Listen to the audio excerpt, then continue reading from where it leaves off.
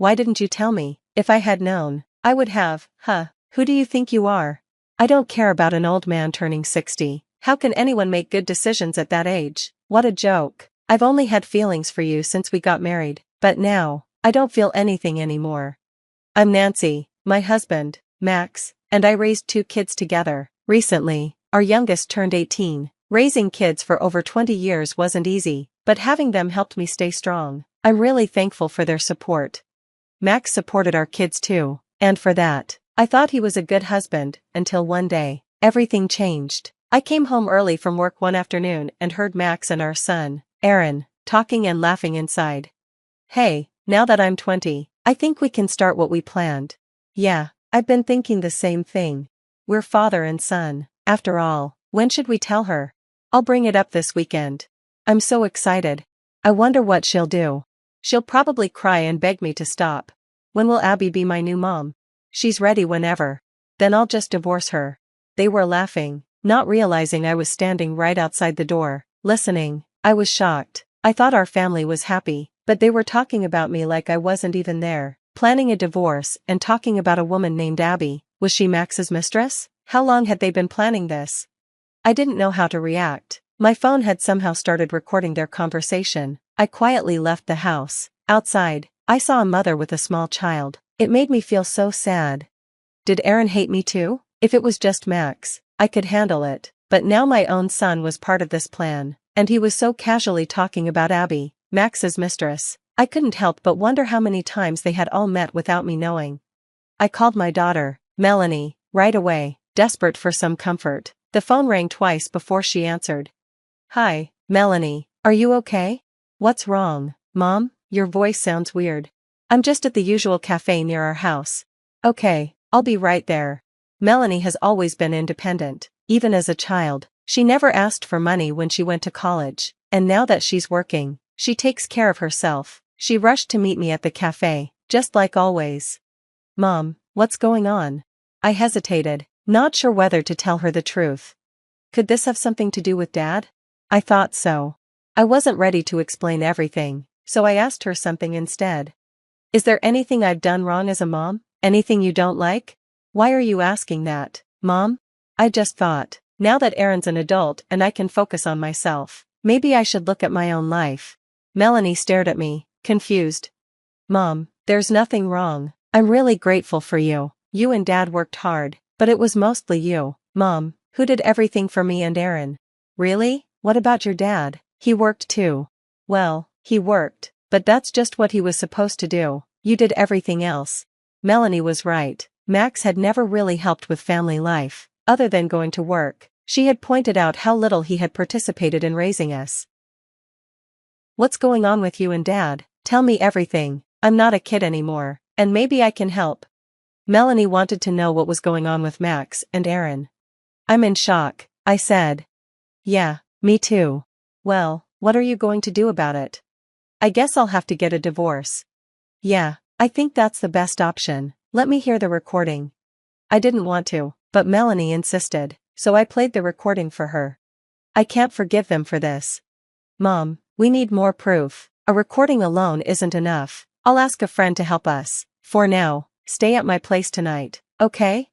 The next day, Melanie had the day off, so she went out in the morning. I went to work, but later that day, she called me. Mom, let's meet up after work and go to the detective agency. Okay, thank you, and don't worry, I found a lawyer. Got it, thanks again. Melanie quickly made sure everything was set up for the divorce. After work, I met her at the detective agency. Okay, you'll have 3 days to get the evidence, the detective said. Got it. From what I hear in this recording, your husband has no idea how serious this is, but are you ready for whatever happens next?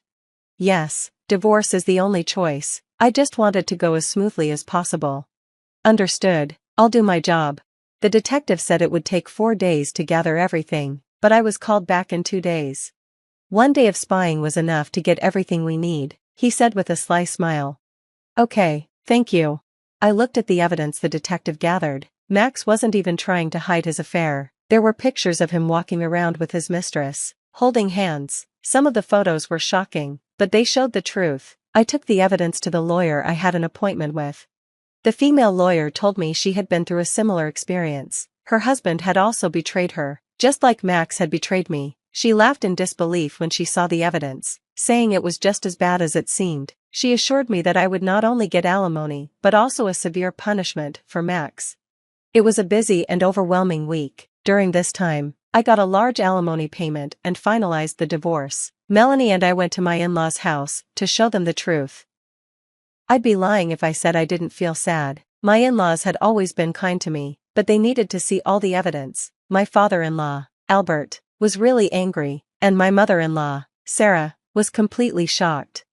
Well, of course, this is how it would be. Nancy, I never thought our foolish son would do something like this at his age. I'm so sorry, I can't believe he's my son. Disgusting.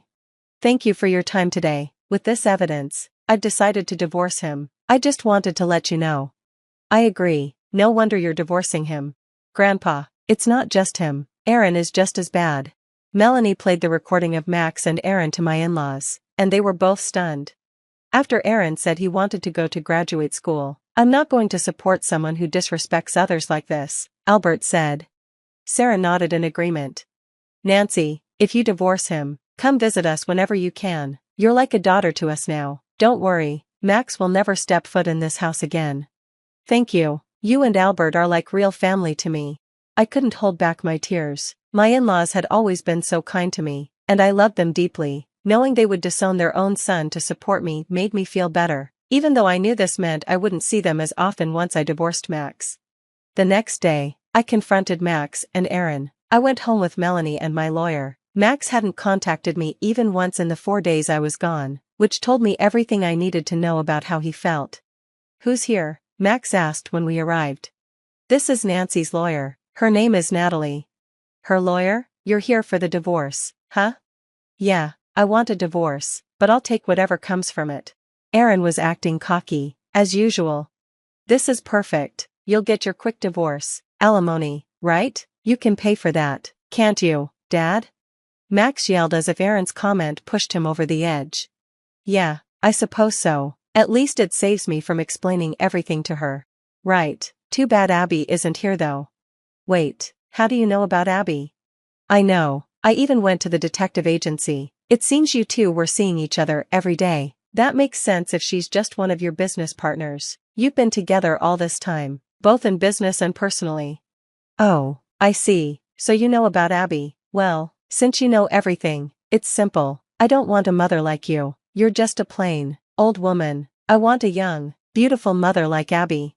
Are you serious? Do you really not understand who helped you get here? Huh? It was Dad, obviously. Mom did all the hard work, running the house and doing everything else. Melanie, how can you talk about your father like that? Max shouted. Huh? I don't even see you as my parents anymore. Besides, Aaron called Mom that person too. Why is it okay for him but not for me?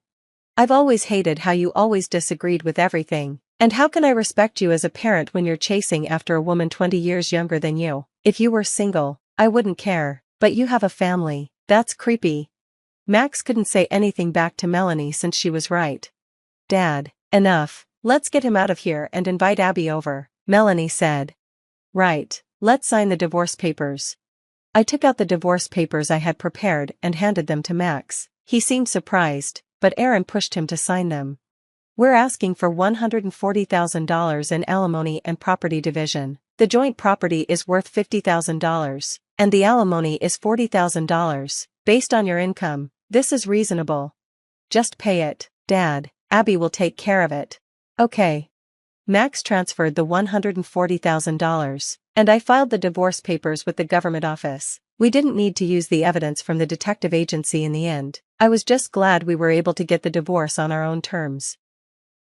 Hey, Mom, can you give me the data? Okay, but what are you planning to do with it? Don't worry, I won't use it for anything bad. I decided to let Melanie use the data, even though I had no idea what she was up to. A week later, I started receiving furious phone calls from Max. After work, I answered one of his calls, and he sounded livid. What does this mean? What are you talking about? You knew everything, didn't you? About what? About Abby. Oh, yes, but which part are you referring to? The part where you and your son, Aaron, are both dating Abby? Or the part where Abby, the supposed CEO's daughter, is a lie? Max fell silent. It's really weird and disgusting that a father and son are both dating the same woman. Shut up, I got fired from my father's company. Well, of course, it's all your fault, and I can't even get in touch with Abby now. She got fired too, you know. Well, of course, she was involved with a married man while working, and she even embezzled money from the company. Why didn't you tell me? If I'd known, I would've. Who do you think you are? You're just some old man about to turn 60, and you can't even make a decent decision. What a shame. I don't feel anything for you anymore. I haven't since we got married. I ended the call and blocked Max's contact, but Aaron kept calling me nonstop that day too. Hi, Mom, Grandpa won't help me with my tuition fees. You deserve it. Ask your father. He gave all his money to Abby, now I can't even reach her. I couldn't help but laugh. Well, she's upset about the money she embezzled. She only sees her father as a money tree. You probably gave all the money you made from your part-time job to her too, right? You're such a jerk, Aaron, laughing while your own kid is in trouble.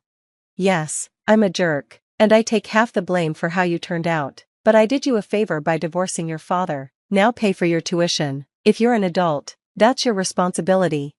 Yeah, it's my responsibility, but I'm your mother, and I'm not giving you any money. I hung up, but I didn't block Aaron's contact. I hoped that one day, after he reflected on everything, we might talk again. Later, I found out that Aaron had gotten a job and seemed to have left his father. My parents-in-law informed me that Max was missing. He had often gone to their house to ask for money, but now he had disappeared. I'm almost 60, and I want to live a healthy life from now on. Plus, my grandchild is on the way. My second life is just beginning. 20 years younger? Wow, the husband must be the real challenger. I can't believe he and his son were both seeing the same woman at the same time. They've both been caught by a gold digger. I hope he truly reflects on his actions, and the money they took from him was supposed to be for his tuition.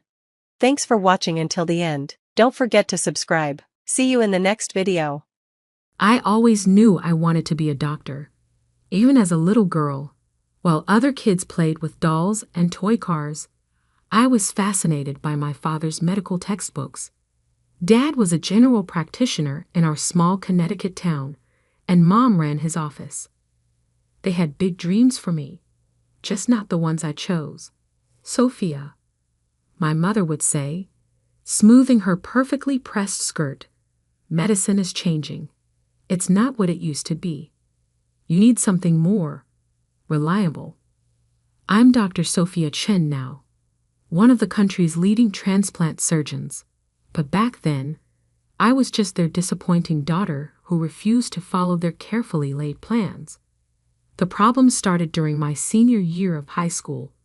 I had been accepted to Johns Hopkins University's pre-med program, my dream school, with a partial scholarship.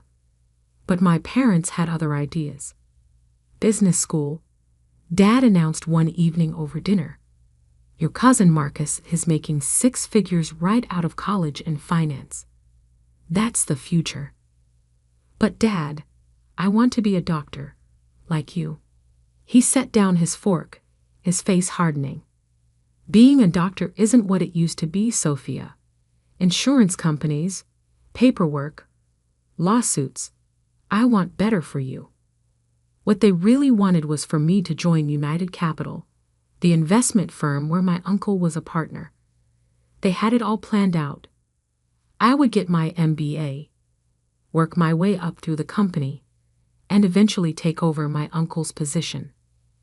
It's all arranged, Mom said, sliding a university brochure across the table. Your uncle has already spoken to the admissions office at Wharton. With our connections, you're guaranteed a spot. I pushed the brochure away. I don't want to work in finance. I want to save lives. Save lives. Mom scoffed. Do you know how many doctors are drowning in student debt? Working endless hours just to make ends meet. I don't care about the money. Well, you should. Dad's fist hit the table, making the dishes rattle. We didn't work this hard to watch you throw away your future on some idealistic dream. That night marked the beginning of a war in our house. Every dinner became a battlefield, every conversation a negotiation. They tried everything: guilt trips, threats, even bribes. "Think about the family name," Mom would plead. "Think about your future children." But I couldn't give up my dream. Medicine wasn't just a career choice for me, it was a calling. I spent my evenings volunteering at the local hospital, shadowing doctors, learning everything I could. The more time I spent there, the more certain I became. The breaking point came 2 weeks before graduation. I had secretly accepted the offer from Johns Hopkins, using my savings from summer jobs to pay the deposit. When the acceptance package arrived in the mail, my mother opened it before I could get home. I walked into chaos. "How dare you?" Mom was standing in the living room, papers scattered around her feet. "Going behind our backs like this?" Dad sat in his armchair, his face a mask of disappointment. "We gave you everything, Sophia. The best schools, every opportunity. And this is how you repay us?" "It's my life," I said, my voice shaking but determined. "I want to be a doctor. I want to help people." "Help people?" Mom laughed bitterly.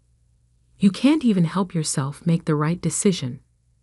"Well, if you're so determined to ruin your life, you won't do it on our dime."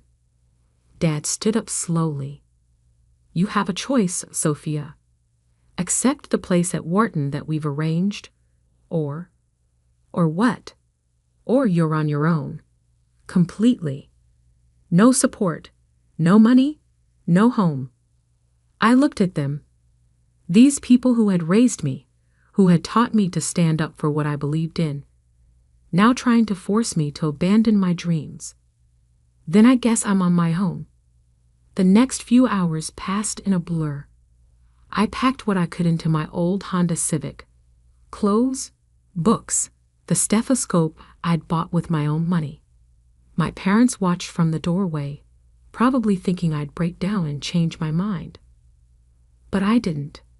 "If you drive away now," Mom called out as I started the car, "don't bother coming back." Dad's voice followed me down the driveway. "You're making the biggest mistake of your life." I drove straight to Aunt Maria's house. She was my mother's younger sister, the black sheep of the family who had chosen to become a high school teacher instead of joining the family business. She took one look at my tear-stained face and opened her arms. That night, curled up on her couch, I told her everything. "They think they're protecting you," she said, stroking my hair. "But they're just scared.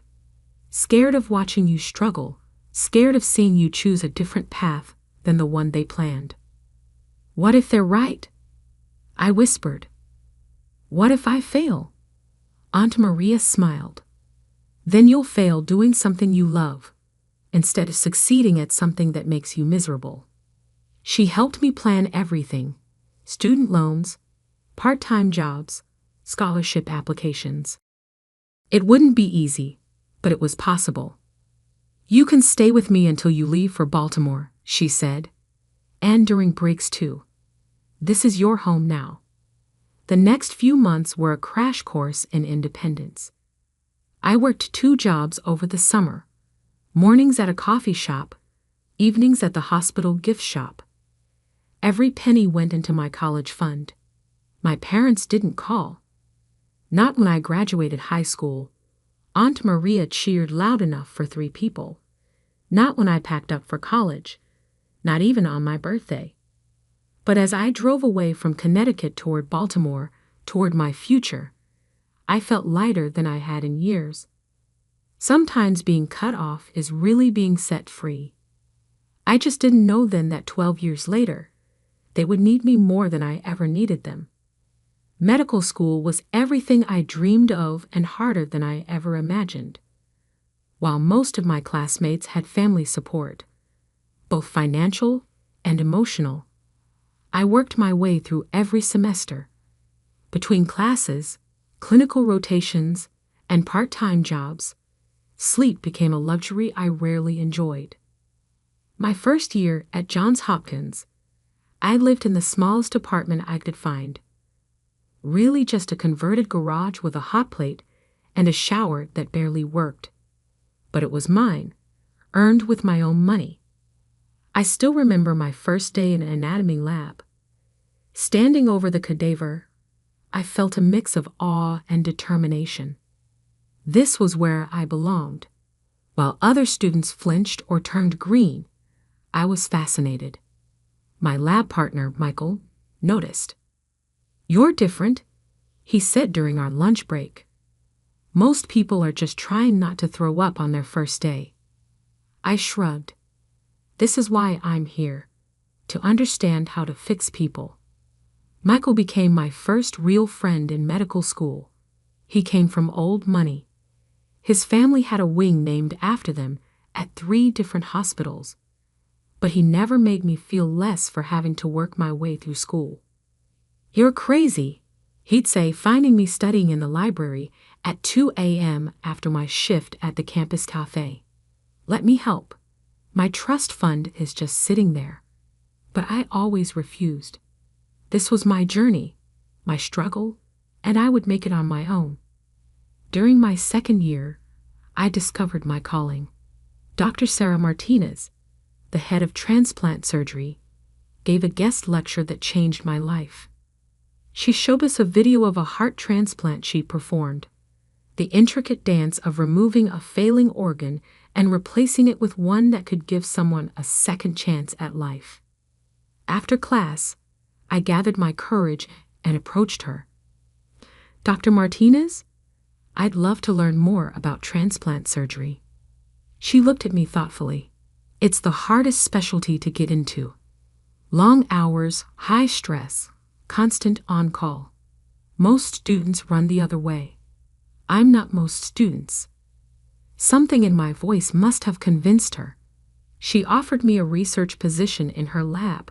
Unpaid, of course, but invaluable experience. I took it without hesitation, even though it meant picking up extra weekend shifts to make up for the time I'd spend in the lab. Meanwhile, life went on back home. Aunt Maria kept me updated about my parents, though I never asked. Dad's practice was doing well. Mom had joined the hospital board. My cousin Marcus, their shining example of success, had made junior partner at United Capital. "They ask about you," Aunt Maria would say during our weekly phone calls. "They'll never admit it, but they read every article about the medical school in the local paper, hoping to see your name." I didn't respond to that. The pain of their rejection had hardened into something else, not quite anger, but a cold determination to succeed despite them, not because of them. During my third-year rotations, I finally found my groove. While other students dreaded the long hours and intense pressure, I thrived on it. Surgery became my home, the operating room my sanctuary. Dr. Martinez noticed. She started inviting me to observe her transplant surgeries, teaching me things that weren't in any textbook. "The hard part isn't the technical skill," she told me one night as we scrubbed out after a successful liver transplant. "It's carrying the weight of knowing that every decision you make could mean life or death for your patient." I graduated from medical school ranked second in my class. The ceremony was bittersweet. Aunt Maria cheered from the audience, but the 2 empty seats beside her felt like an accusation. My residency match was everything I'd hoped for. The transplant surgery program at Massachusetts General Hospital. 5 more years of brutal hours, endless study, and gradually increasing responsibility. I specialized in high-risk cases that other surgeons wouldn't touch. My research focused on improving success rates in complex multi-organ transplants. Slowly, my reputation grew. By my 4th year of residency, I was being called in to consult on the most difficult cases. Patients started requesting me specifically, Even though I was still technically in training, the attending surgeons trusted me with increasingly complex procedures. Then came the case that would make my career. Emma Collins was 8 years old, suffering from a rare genetic condition that was causing multiple organ failure. She needed a combined heart-liver transplant, a procedure so complex that most hospitals wouldn't even attempt it. Her parents had been told to prepare for the worst, but I couldn't accept that. I spent weeks researching her case, developing a new surgical approach that might work. Dr. Anderson, the chief of surgery, listened to my proposal with growing interest. "It's never been done quite this way," he said, studying my diagrams. "But theoretically, it could work. Let me try." I pleaded. "She deserves a chance." He agreed, but with a condition. He would supervise, but I would lead the surgery. It would be my chance to prove myself, but also my greatest risk. If something went wrong, my career could be over before it really began.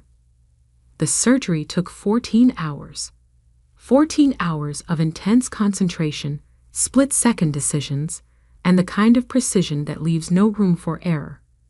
By hour 10, even Dr. Anderson was looking tired, but I felt more focused than ever. When we finally closed, when Emma's new heart was beating strongly, and her new liver was functioning perfectly, Dr. Anderson looked at me with newfound respect. "I've been doing this for 30 years, he said as we scrubbed out. "I'd never seen anything quite like that." Emma's case was written up in medical journals. I was invited to present at conferences, teach my technique to other surgeons. At 30, I became the youngest attending transplant surgeon in Mass General's history. My parents must have read about it.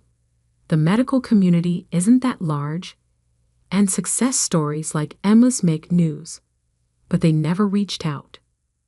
I told myself it didn't matter. I had built my own life, my own success, without them. I had proved them wrong about everything. Then, on a routine Tuesday morning, my assistant handed me a new case file. "Priority transplant evaluation," she said. "Patient needs a specialized procedure." Very complex case. I opened the file and felt the world stop spinning. The patient's name was James Chen, my father. I stared at my father's medical file for what felt like hours. His condition was serious. End-stage liver disease complicated by a rare vascular disorder. He needed a specialized type of transplant that only a handful of surgeons in the country could perform. I was one of them. The irony wasn't lost on me.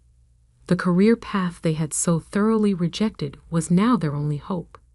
According to the file, they had been referred to Mass General by their local hospital.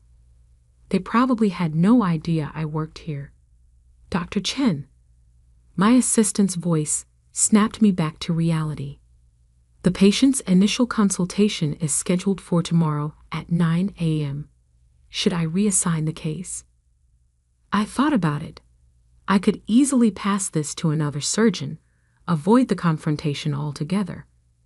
But something in me, maybe pride, maybe that last stubborn thread of daughterly duty, made me shake my head. No, keep it on my schedule. That night, I barely slept.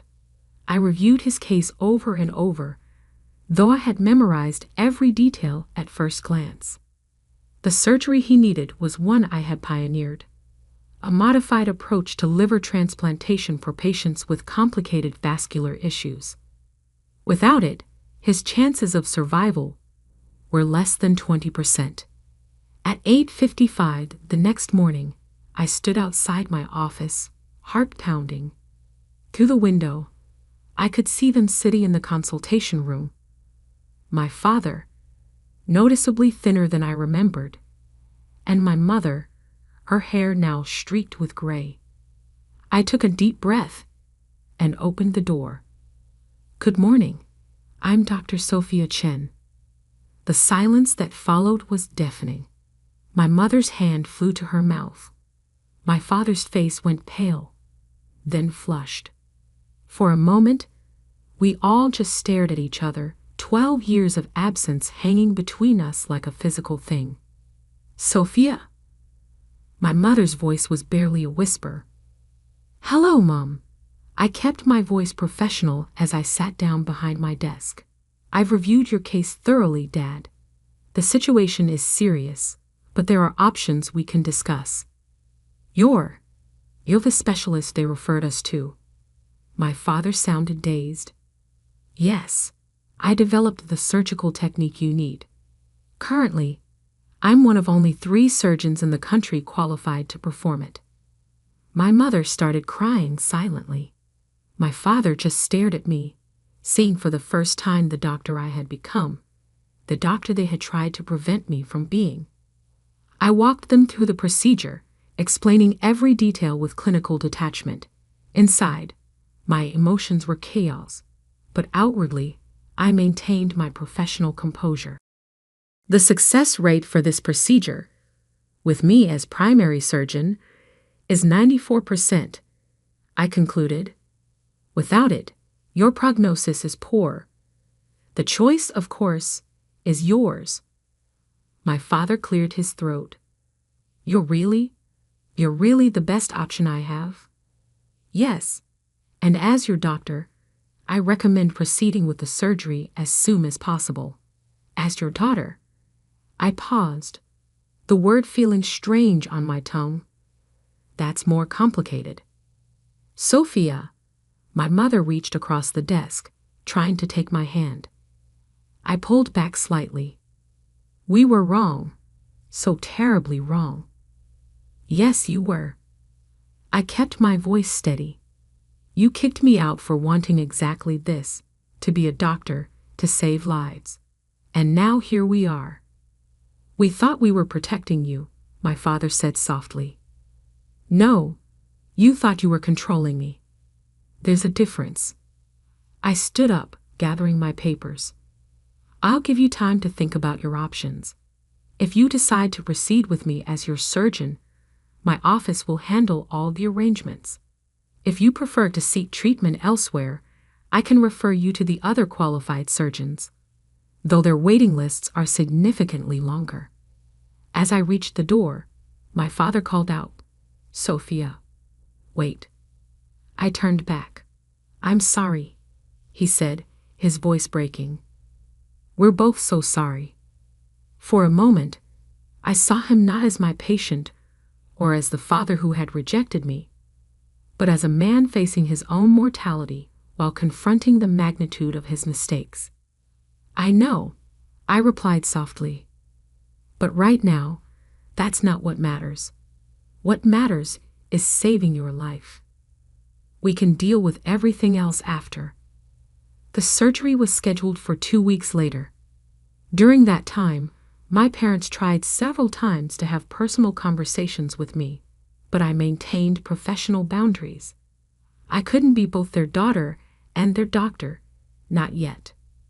The morning of the surgery, my father looked scared for the first time I could remember. Sophia, he caught my hand as they were preparing to take him to the operating room. If something goes wrong, nothing will go wrong, I said firmly. I'm the best at what I do, and I don't fail. The surgery took 11 hours. Every cut, every suture was perfect. I wouldn't accept anything less.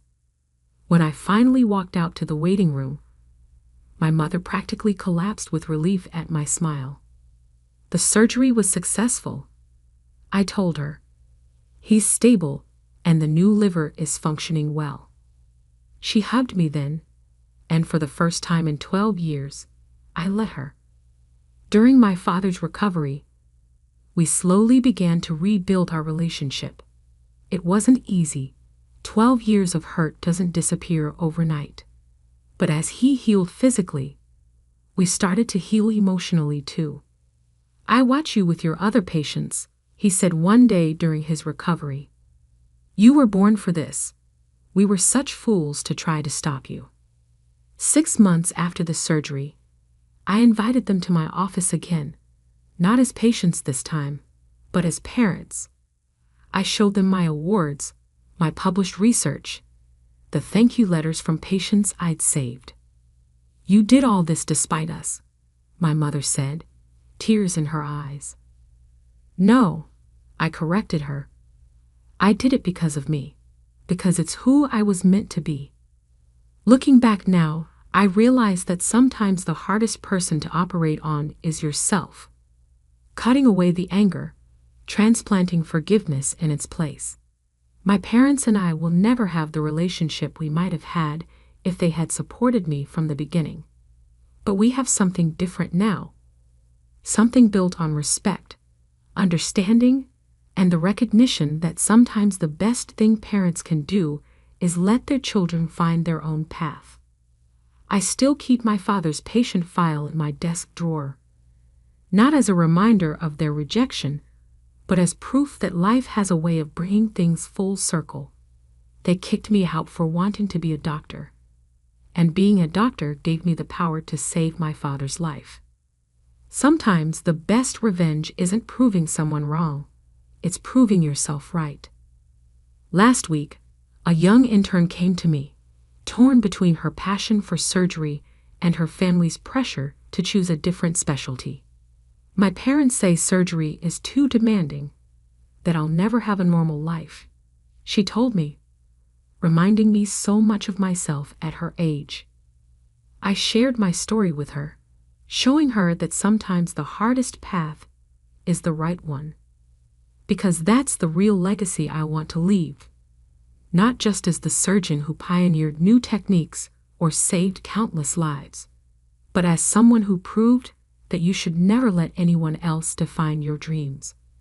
Even now, when I stand in the operating room preparing to save another life, I think about that 18-year-old girl who drove away from home with nothing but a dream. She was right all along. Sometimes being cut off is the first incision in becoming who you're meant to be. I never thought I'd be sitting across from my stepmother in a boardroom of Manhattan's most prestigious law firm, watching her realize that the teenager she once kicked out was now her only hope of saving everything she had. But life has a way of coming full circle, doesn't it? My name is Olivia Mitchell, and my story begins in a modest suburban home in Connecticut, where my father and I lived happily until I was 12. My mother had passed away when I was just 4, a car accident that left me with only faded memories of her laugh and the scent of her lavender perfume. For 8 years, it was just Dad and me, and we were happy. He was a high school history teacher who spent his evenings helping me with homework and weekends taking me to museums and libraries. Then Catherine Morgan walked into our lives. I still remember the day Dad introduced us. She was beautiful, with perfectly styled blonde hair and a designer handbag that probably cost more than Dad's monthly salary. She worked in real estate, specialized in luxury properties, and somehow found herself interested in a humble history teacher. "Olivia, sweetheart," Dad said, his eyes shining with hope I hadn't seen since Mom died. "This is Catherine. We've been seeing each other, and I wanted you to meet her." Catherine smiled, but it didn't reach her eyes. "Hello, Olivia. Your father has told me so much about you." I was 12, not stupid. I saw the way she looked around our modest home, her nose slightly wrinkled as if she smelled something unpleasant. But Dad was happy, truly happy, for the first time in years. So I smiled back and tried to be welcoming. The wedding happened 6 months later. Catherine moved into our home, bringing with her expensive furniture, silk curtains, and a constant stream of criticism about everything from our old family photos to the way I dressed. "Darling," she'd say, her voice dripping with false sweetness, "don't you think it's time to replace these old pictures? They make the house look so dated." The photos she referred to were the only ones I had of my mother. Dad started working longer hours to keep up with Catherine's lifestyle. She convinced him to take out a second mortgage to renovate the house, replace all our furniture, and join the country club she insisted was essential for networking. I threw myself into my studies, finding refuge in books and the law club at school. The idea of justice, of right and wrong clearly defined by rules and precedents, fascinated me. My teachers noticed my passion. Mrs. Henderson, my English teacher, even helped me apply for a prestigious mock trial competition. I won first place. When I rushed home to share the news, Catherine was hosting one of her real estate cocktail parties. I found Dad in the kitchen, helping the caterers. "Dad, I won the state mock trial competition. Mrs. Henderson says I could get a scholarship if I keep this up." He hugged me quickly, pride shining in his eyes. "That's wonderful, sweetheart. We should celebrate." "James," Catherine's sharp voice cut through our moment. "The Andersons are asking about your opinion on their property dispute. Stop wasting time in the kitchen and come be social." Dad's smile faltered. "Coming, dear. We'll celebrate later, Olivia." We never did. Catherine's true colors emerged fully when I turned 16. I had been accepted into a summer law program at Yale, a prestigious opportunity that could open doors for college scholarships. The program cost $3,000. "Absolutely not," Catherine declared when I showed them the acceptance letter. "It's a waste of money. You'll never be a lawyer, Olivia. You don't have what it takes." "But my teachers say." "Your teachers are filling your head with unrealistic dreams. Besides, I need to renovate my office. That's a much better investment." I turned to Dad, hoping he would defend me, support my dreams as he always had before. But he just stared at his hands, silent. That night, I heard them arguing through the walls. "She's becoming a problem, James. All these grand ideas about being a lawyer. She needs to understand her place.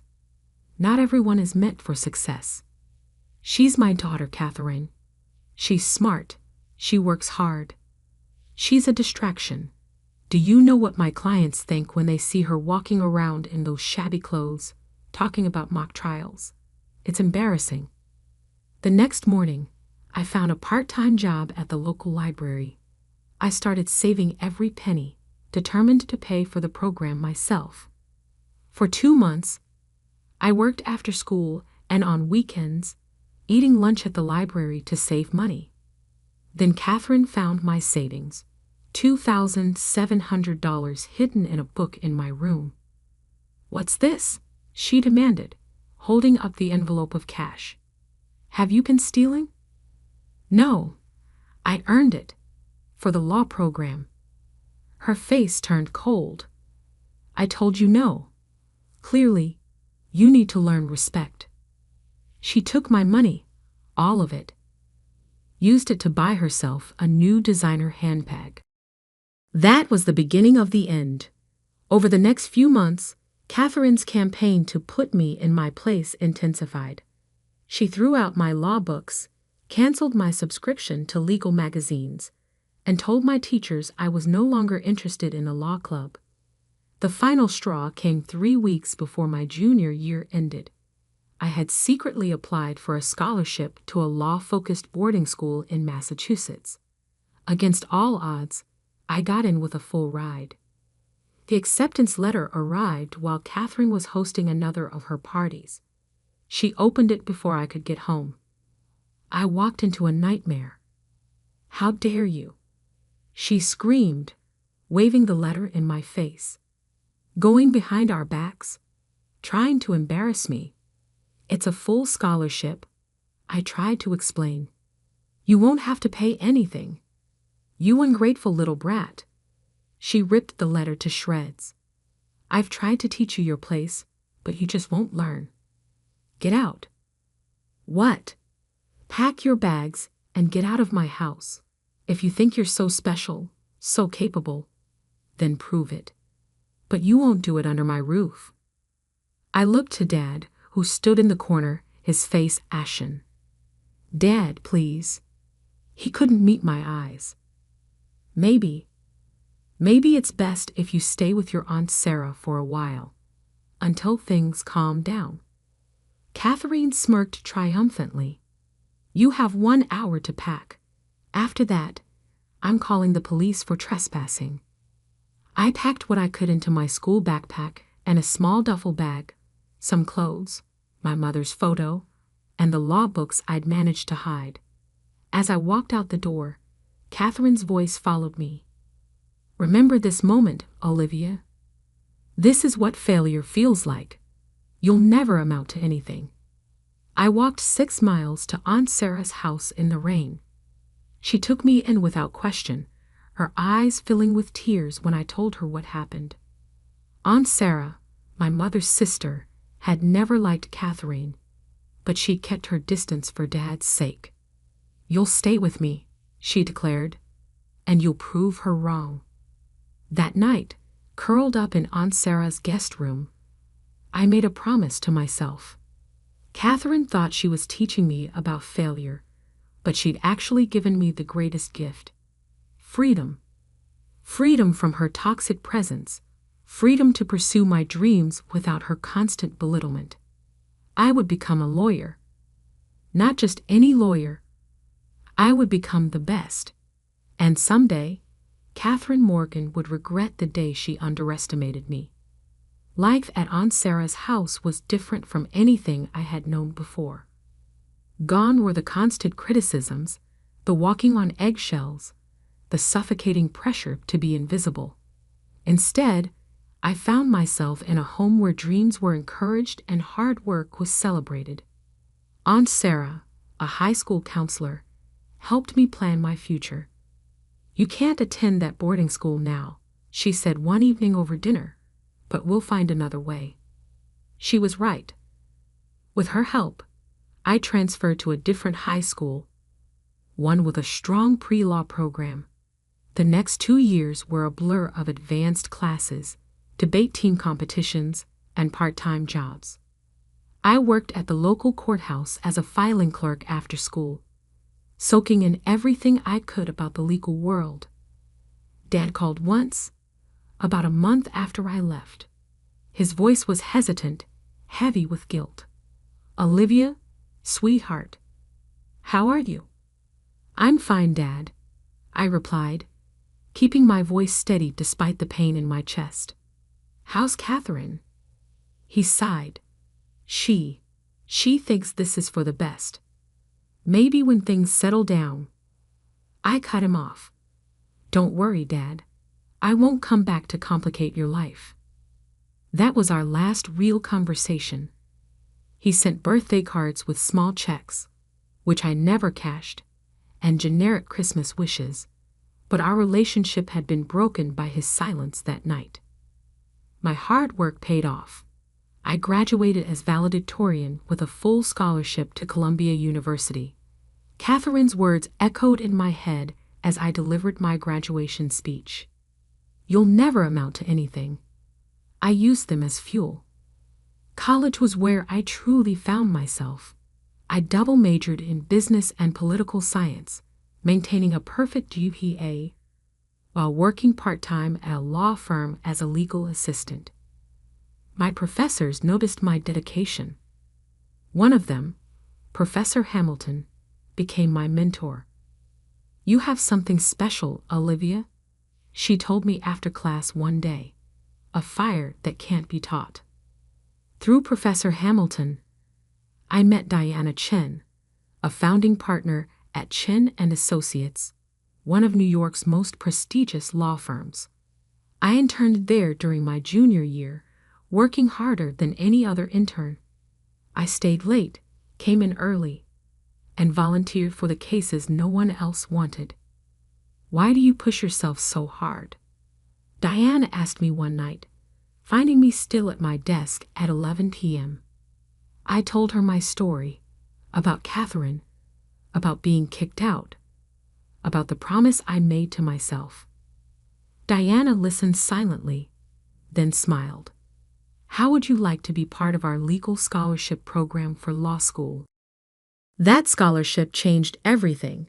I got into Harvard Law School, graduating magna cum laude 3 years later. Diana offered me an associate position at Chen and Associates immediately after graduation. I threw myself into my career with the same intensity that had gotten me through college. While other associates complained about long hours, I thrived on them. Every difficult case, every challenging client was an opportunity to prove Catherine wrong. My reputation grew quickly. I became known for taking on impossible cases and winning them. The legal community started calling me the closer, because once I took a case, it was as good as won. At 30, I made partner, the youngest in the firm's history. At 32, I became managing partner when Diana decided to semi-retire. The day I took over the corner office, I found a letter from Diana on the desk. Olivia, I'm not just giving you this position because you're brilliant, though you are. I'm giving it to you because you understand that law isn't just about winning cases. It's about justice. Your past didn't break you. It made you stronger. Use that strength wisely. Diana. I built Chen and Associates into something even bigger. We expanded from corporate law into civil rights cases, taking on pro bono work for people who, like my teenage self, needed someone to fight for them. My name became associated with the biggest cases in New York. If you had a multi-million-dollar lawsuit that needed winning, I was the lawyer you wanted. Life had a strange sense of irony, though. One morning, my assistant knocked on my office door, looking uncomfortable. Ms. Mitchell, there's a potential client here to see you. She doesn't have an appointment, but she's insisting. It's about the Morgan Realty Group case. I froze. Morgan Realty Group. Catherine's company. The same company that had been in the news recently for a $20 million lawsuit involving fraudulent property valuations.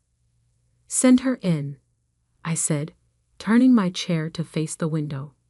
I heard the door open, heard the familiar click of expensive heels on hardwood floors. Then a voice I hadn't heard in 12 years. I need to speak with whoever's in charge, Olivia. I turned slowly, savoring the shock on Catherine's face. She had aged, though she fought it with expensive procedures and designer clothes.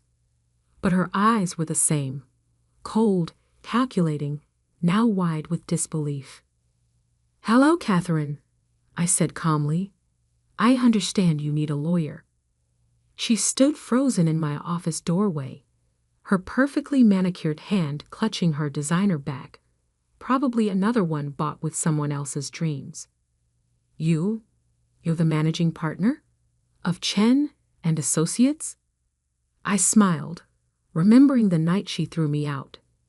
Please sit down. Tell me about your case. Catherine sank into the chair across from my desk, her composure cracking. This is impossible. You were nothing. I was 16 and had nothing but a backpack of clothes and some law books. I finished for her. Now I'm the person you need to save your company from a $20 million lawsuit. Life is full of surprises, isn't it? Catherine sat in my office, her practiced poise crumbling as she realized the full magnitude of her situation. The $20 million lawsuit against Morgan Realty Group wasn't just any case. It was a career-ending, reputation-destroying disaster. The accusations are false, she insisted, her voice trembling slightly. We never knowingly inflated property values. I opened the case file on my desk, scanning documents I had already memorized. 7 properties, Catherine. All sold to elderly clients at grossly inflated prices. The evidence suggests you knew exactly what you were doing. She leaned forward, desperation creeping into her voice. You have to help me. Your father? Don't. My voice cut through the air like steel. Don't you dare use him to manipulate me. Not after what you did. Catherine's face hardened. I did you a favor that night. Made you strong. Look at you now, managing partner at Chen and Associates. You should thank me. I let out a cold laugh. Thank you. For throwing out a 16-year-old girl. For stealing her savings.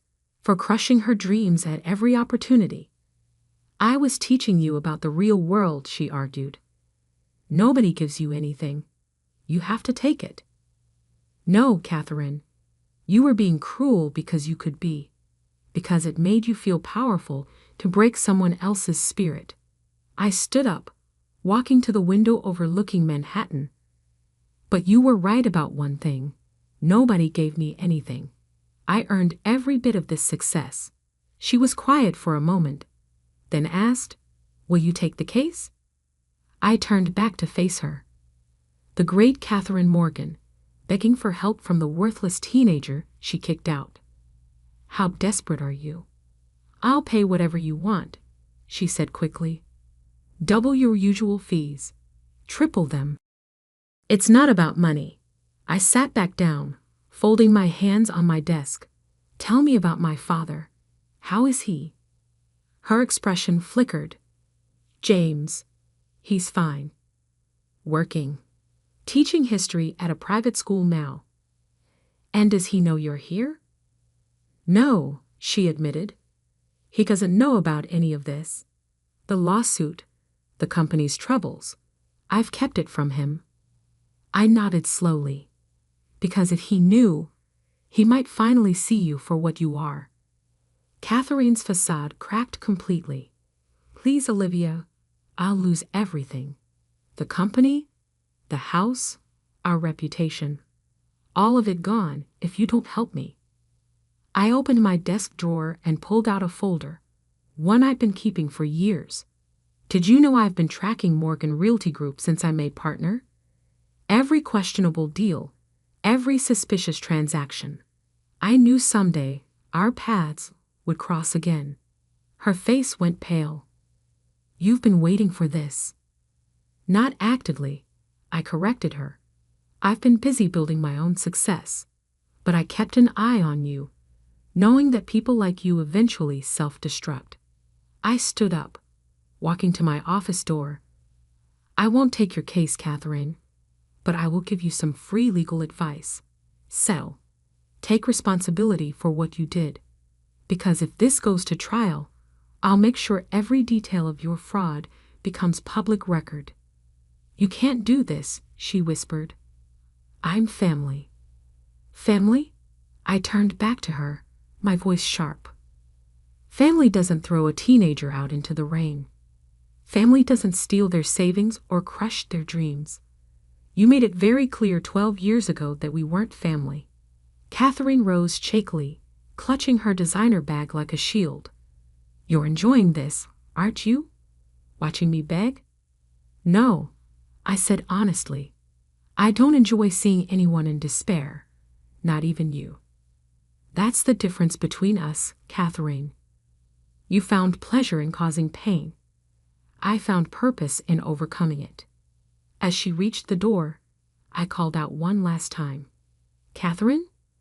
She turned, tears smearing her expensive mascara. Tell my father I miss him. Tell him when he's ready to talk. Really talk. He knows where to find me. After she left, I sat in my quiet office, thinking about that rainy night 12 years ago, about the scared teenager with a backpack full of dreams and a heart full of determination. I picked up my phone and called Aunt Sarah. How did it go? She asked. She was the only person I'd told about Catherine's upcoming visit. Exactly as it needed to, I replied. She's going to settle the lawsuit. Probably lose the company anyway, but at least her clients will get their money back. And how do you feel? I thought about it. Free. Like I've finally closed a case that's been open for 12 years. 2 weeks later, I received a letter. The handwriting was familiar. My father's neat teacher's script. Dear Olivia, Catherine told me everything. About the lawsuit, about coming to see you, about what really happened the night you left. I've been a coward. I chose peace over justice, comfort over doing what was right. I let her drag away my daughter, and I'll never forgive myself for that. I saw your name in the paper recently, the youngest managing partner in Chen and Associates history. I've kept every article about your successes, every mention of your cases. I was too ashamed to reach out, but I've been proud of you every single day. If you're willing, I'd like to have coffee. Just talk. Start somewhere. Love, Dad. I sat at my desk, reading the letter 3 times. Then I picked up my phone and dialed his number. Dad? Yes, it's Olivia. I got your letter. Coffee sounds good. Life has a way of coming full circle. Sometimes the longest journey leads you right back where you started, but as a different person. Catherine had tried to teach me about failure, but instead, she taught me about strength, about resilience, about the power of proving someone wrong. 2 months later, I got another visitor in my office, a teenage girl from our pro bono program. She'd been kicked out of her home, was living with a relative, dreaming of becoming a lawyer despite everyone telling her she couldn't. I looked at her and saw myself 12 years ago. Tell me your story, I said, leaning forward. And then let me tell you about how being underestimated can be the greatest gift someone can give you. Because sometimes the best revenge isn't about making someone regret their actions.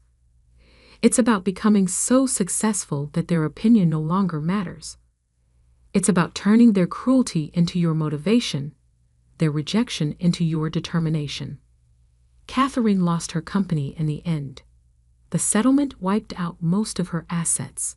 She and my father divorced shortly after. He finally saw her for who she really was.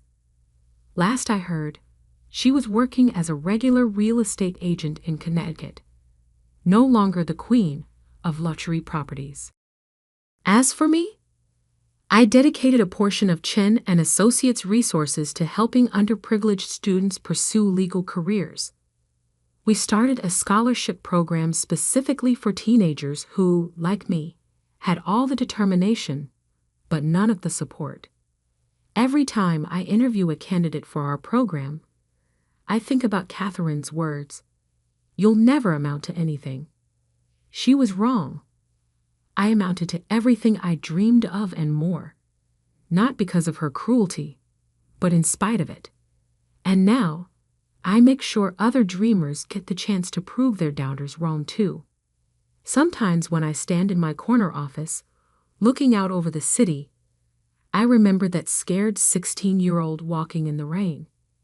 I wish I could tell her that everything would be okay, that one day she'd be stronger than she ever imagined. But then again, maybe she already knew. Maybe that's why she kept walking, kept dreaming, kept fighting. Because sometimes the people who tell you you'll never succeed are the ones who end up needing your help the most. And sometimes the sweetest victory isn't in revenge, but in becoming exactly who you were meant to be, regardless of who tried to stop you. The day I discovered what true betrayal felt like, I was sitting at our mahogany dining table, surrounded by college acceptance letters. Harvard, Stanford, MIT. Their prestigious letterheads scattered before me like fallen leaves. My hands trembled as I held the latest one from Princeton, their words of congratulation blurring through my tears. Mom, Dad, I got in. I got into Princeton. My voice echoed through our sprawling Victorian home, a house that had witnessed 3 generations of the Montgomery family's success. My mother's heels clicked against the hardwood floors as she approached, her face bearing an expression I couldn't quite read. Behind her, my father's heavy footsteps followed, his usual confident stride somehow hesitant. "That's wonderful, Catherine," my mother said, but her tone carried none of the excitement I'd expected. She exchanged a glance with my father, who cleared his throat and loosened his silk tie. "Sit down, Kathy. We need to talk." I sank back into my chair, the acceptance letter still clutched in my hands. Something in their demeanor made my stomach twist into knots. "Your brother William," my father began, "his tech startup is showing incredible promise. The prototype he's developed could revolutionize renewable energy storage." He paused, adjusting his glasses. "But he needs significant funding to take it to the next level." My mother stepped forward, our manicured fingers trailing along the table's edge. "We've decided to invest in his company. It's a remarkable opportunity, one that could secure the family's future for generations." "That's great," I said, though uncertainty crept into my voice. "But what about my college tuition? The fund you've been saving since I was born?" The silence that followed felt like a physical weight pressing against my chest. "Catherine," my father said firmly, using my full name. "Never a good sign. We've made the decision to use your college fund to support William's venture. It's what's best for the family." The world seemed to tilt on its axis. "What?" "But that was my money. You promised." "Don't be selfish, Catherine," my mother cut in sharply. "William's project could be worth millions. You can take out student loans like other people do, or maybe consider a local community college for a few years." I stared at them, these people who had raised me, who had always preached about the importance of education, who had spent years encouraging my dreams of attending an Ivy League school. Now they stood before me, calmly destroying those dreams to favor my brother. Again. William had always been their golden child. 4 years older than me, he dropped out of college to pursue his entrepreneurial dreams, while I spent my high school years maintaining a perfect GPA, serving as class president, and winning national science competitions. William bounced from one failed startup to another, each time convincing our parents to invest just a little more. "How much?" I asked, my voice barely a whisper. "What?" my father frowned. "How much of my college fund did you give him?" My mother shifted uncomfortably. "All of it. The full $289,000. The number hit me like a physical blow. Nearly $300,000 gone. Every birthday check from grandparents, every summer job earning, every penny saved for my future, handed over to William without a second thought." I stood up so abruptly my chair toppled backward. "Did you even consider asking me? It's my money." "Catherine Elizabeth Montgomery," my father's voice boomed through the dining room. "That is enough. This decision is final. William's project needs this investment, and as part of this family, you need to support what's best for everyone." "Best for everyone?" I laughed, but it came out more like a sob. "Or best for William?" "Your brother has vision," my mother said defensively. "He sees opportunities others can't.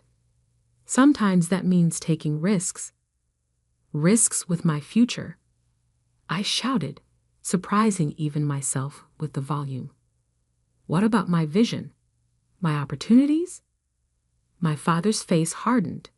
"If you can't understand the importance of supporting your family's interests, perhaps you're not as mature as we thought. Go to your room until you can discuss this rationally." I stood there, 18 years old, being sent to my room like a child for daring to object to having my future stolen. In that moment, something inside me shifted. A fundamental change in how I saw my family, my place in it, and what I needed to do next. Without another word, I turned and walked upstairs to my room, but instead of collapsing on my bed to cry, as they probably expected, I pulled out my largest backpack and began to pack. Essential clothes, my laptop, the emergency credit card I'd never used, and most importantly, my documents: birth certificate, social security card, passport. My hands moved methodically, my mind surprisingly clear despite the chaos of emotions swirling inside me. From my sock drawer, I retrieved the $200 I'd saved from my last tutoring sessions. Money I hadn't added to my college fund because I'd planned to use it for Princeton merchandise once I got in. Now it would serve a different purpose. As I packed, memories flooded through my mind. William's first failed startup, a social media platform for pets that burned through $50,000 our parents' money. His second attempt, a cryptocurrency that lasted 3 months before collapsing. Each failure met with encouragement, support, and more funding, while I was told to be practical about my dreams. The sound of the doorbell interrupted my thoughts. Through my window, I saw William's Tesla pulling into the driveway. Of course he was here, probably coming to collect his latest handout. I could hear their voices drifting up from below. William's charismatic laugh, my mother's adoring tone, my father's proud rumble.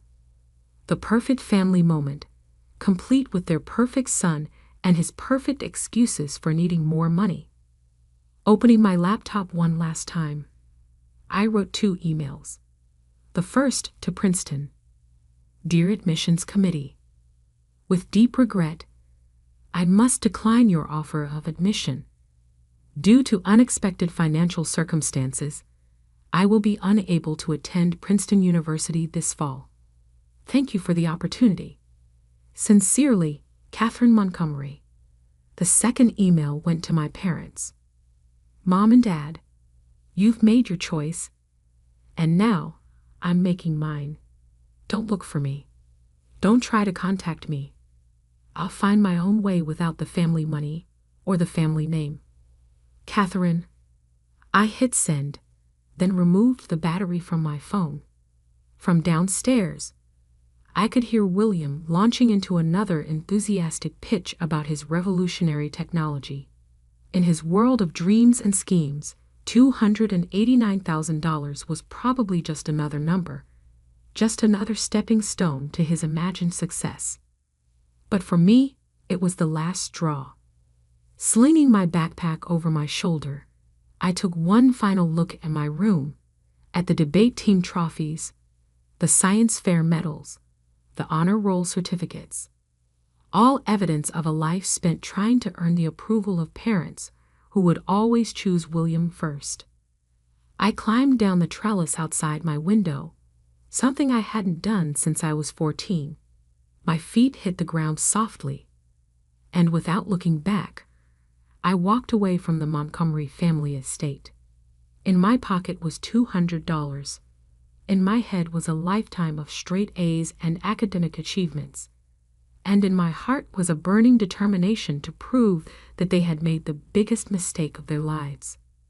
I didn't know then that 10 years later, I would be sitting across from them in a corporate boardroom, watching them pitch their failing company to potential investors, not realizing that their last hope for salvation was the daughter they had dismissed so easily.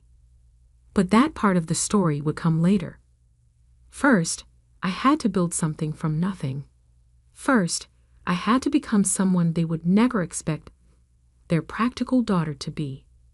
With each step away from my childhood home, my resolve strengthened.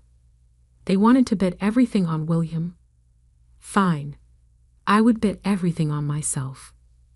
And I wouldn't need their $289,000 to do it. The first night of freedom tasted like cheap coffee and desperation. I sat in a 24-hour diner on the outskirts of Boston, my backpack tucked securely under my feet, watching my phone battery slowly die. Before it went dark completely, I saw 17 missed calls from my mother, 5 from my father, and 1 text from William. Don't be dramatic, Kathy. Come home. I ordered another coffee, spreading my remaining cash on the laminate table. $178 $2.42. The bus ticket from Connecticut had taken a bigger bite than expected. "More coffee, hun?" The waitress, Maria, had kind eyes and wore a name tag with 5 gold stars. "Thanks," I said, then hesitated. "Are you hiring?" She looked me over. Pristine college interview clothes, expensive laptop, the obvious signs of a privileged kid playing runaway. But something in my expression must have touched her because she didn't immediately dismiss me. "Kitchen help," she said finally. 6 to 2, minimum wage plus tip split. "Start tomorrow if you want." I nodded, relief flooding through me. "I'll be here." "There's a motel down the street," she added, scribbling on her order pad.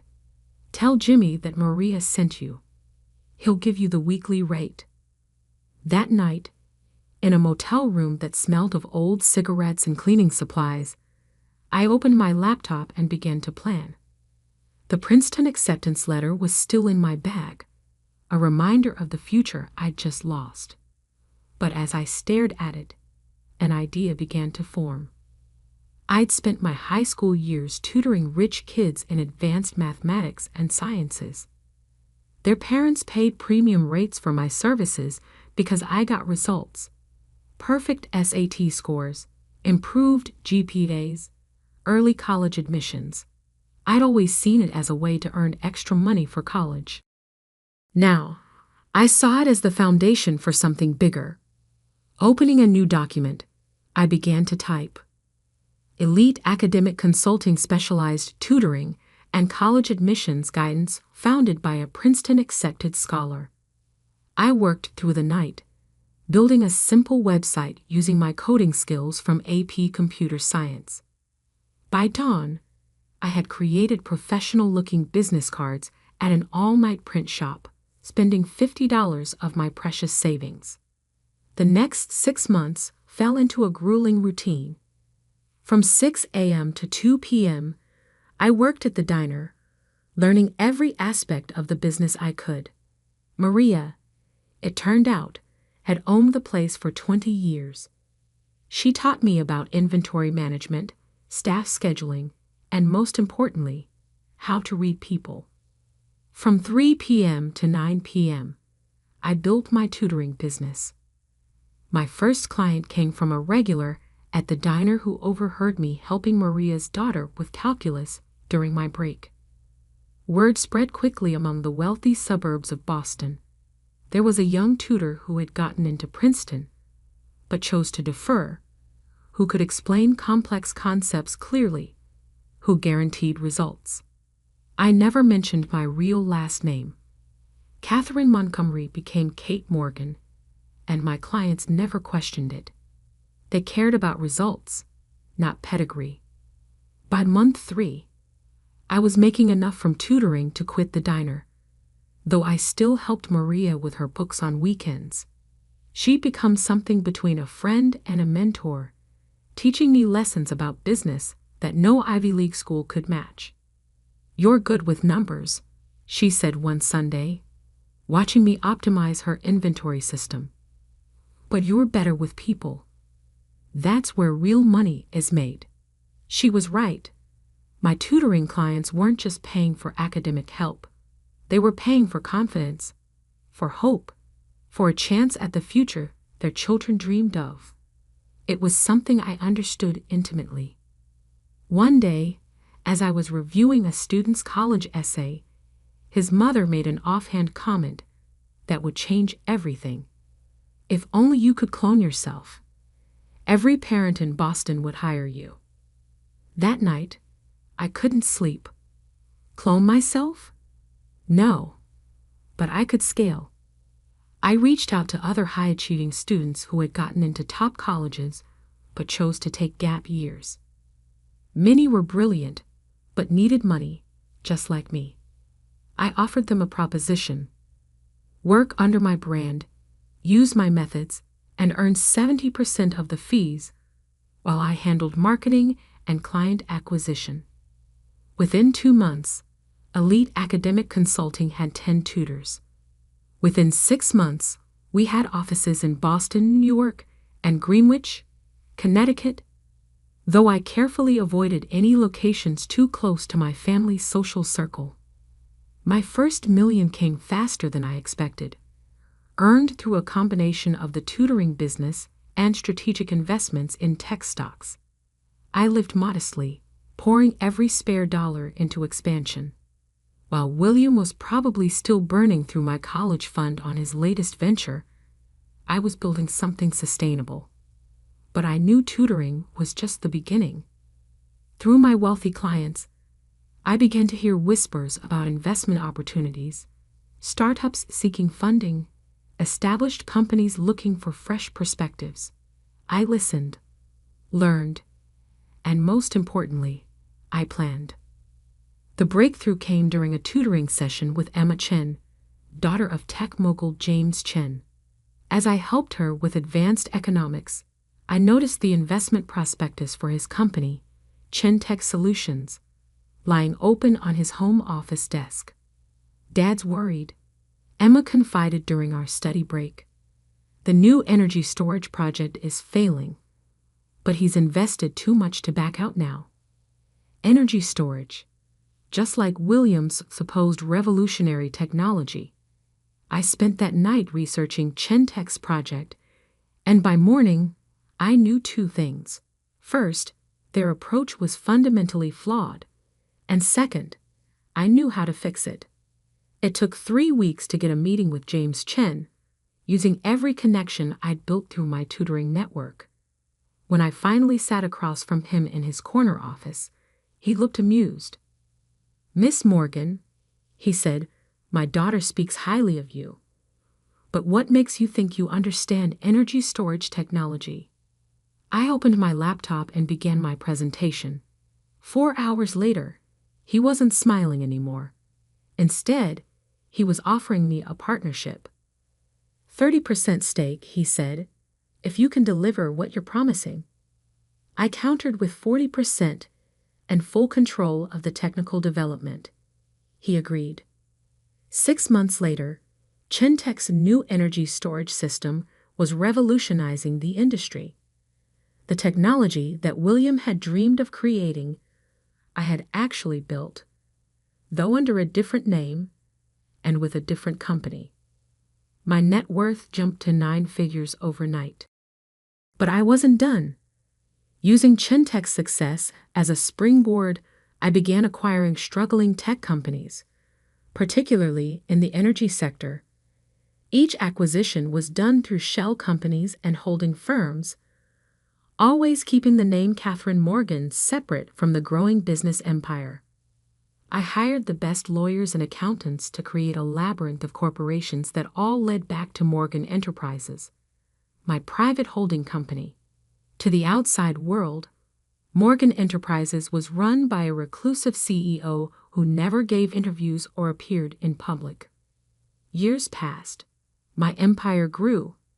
I moved from Boston to New York to Silicon Valley, always staying ahead of any chance encounters with my family. Through discreet sources, I kept tabs on them. William's string of failures continued, each one funded by my parents' dwindling resources.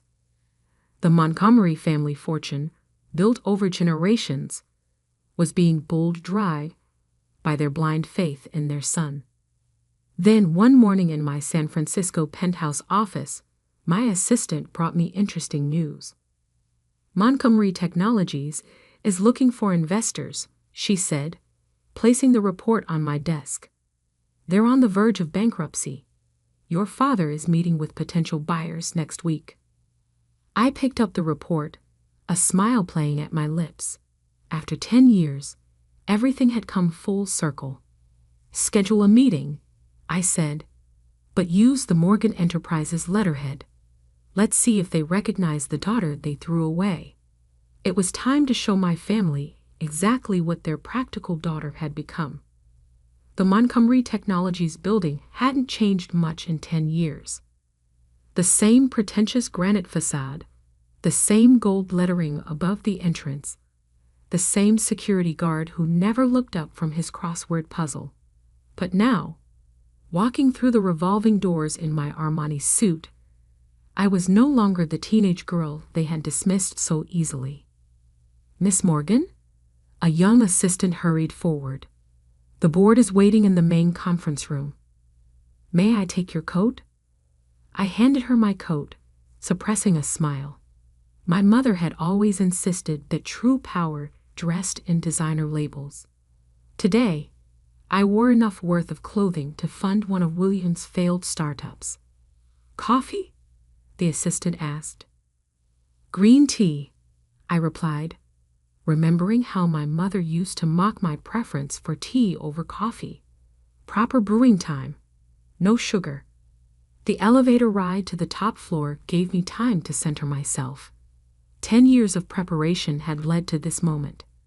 Through my network of shell companies and discrete investments, I had systematically acquired Montgomery Technologies' debt, positioned myself as their only viable lifeline, and now held their fate in my hands. The conference room doors opened to reveal a scene that almost made me laugh. My father, Robert Montgomery, sat at the head of the table, though that position would soon be mine. My mother, Elizabeth, perched beside him, her perfect posture betraying her anxiety. And William, my dear brother who had burned through my college fund and much of the family fortune, slouched in his chair, tapping away at his phone. "Miss Morgan," my father stood, extending his hand. "Thank you for coming. We've heard remarkable things about Morgan Enterprises." I shook his hand firmly, noting the slight tremor in his grip. The great Robert Montgomery was nervous. "Good. Please," I gestured for him to sit. "Let's discuss why we're here."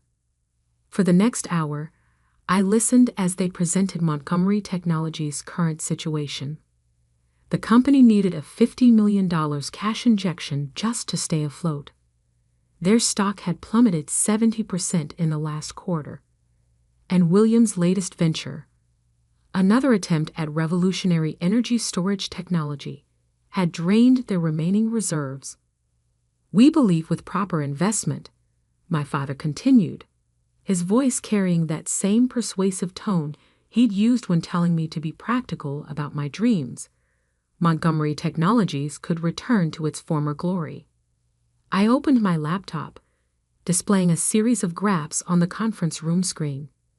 "Your company's decline began approximately 10 years ago," I said, watching their faces carefully, coinciding with a series of interesting investment decisions. William shifted uncomfortably. My mother's perfectly manicured fingers drummed against the table. "We took some calculated risks," my father defended. "Calculated?" I raised an eyebrow. "Like investing $289,000 in an unproven energy storage concept." The room fell silent.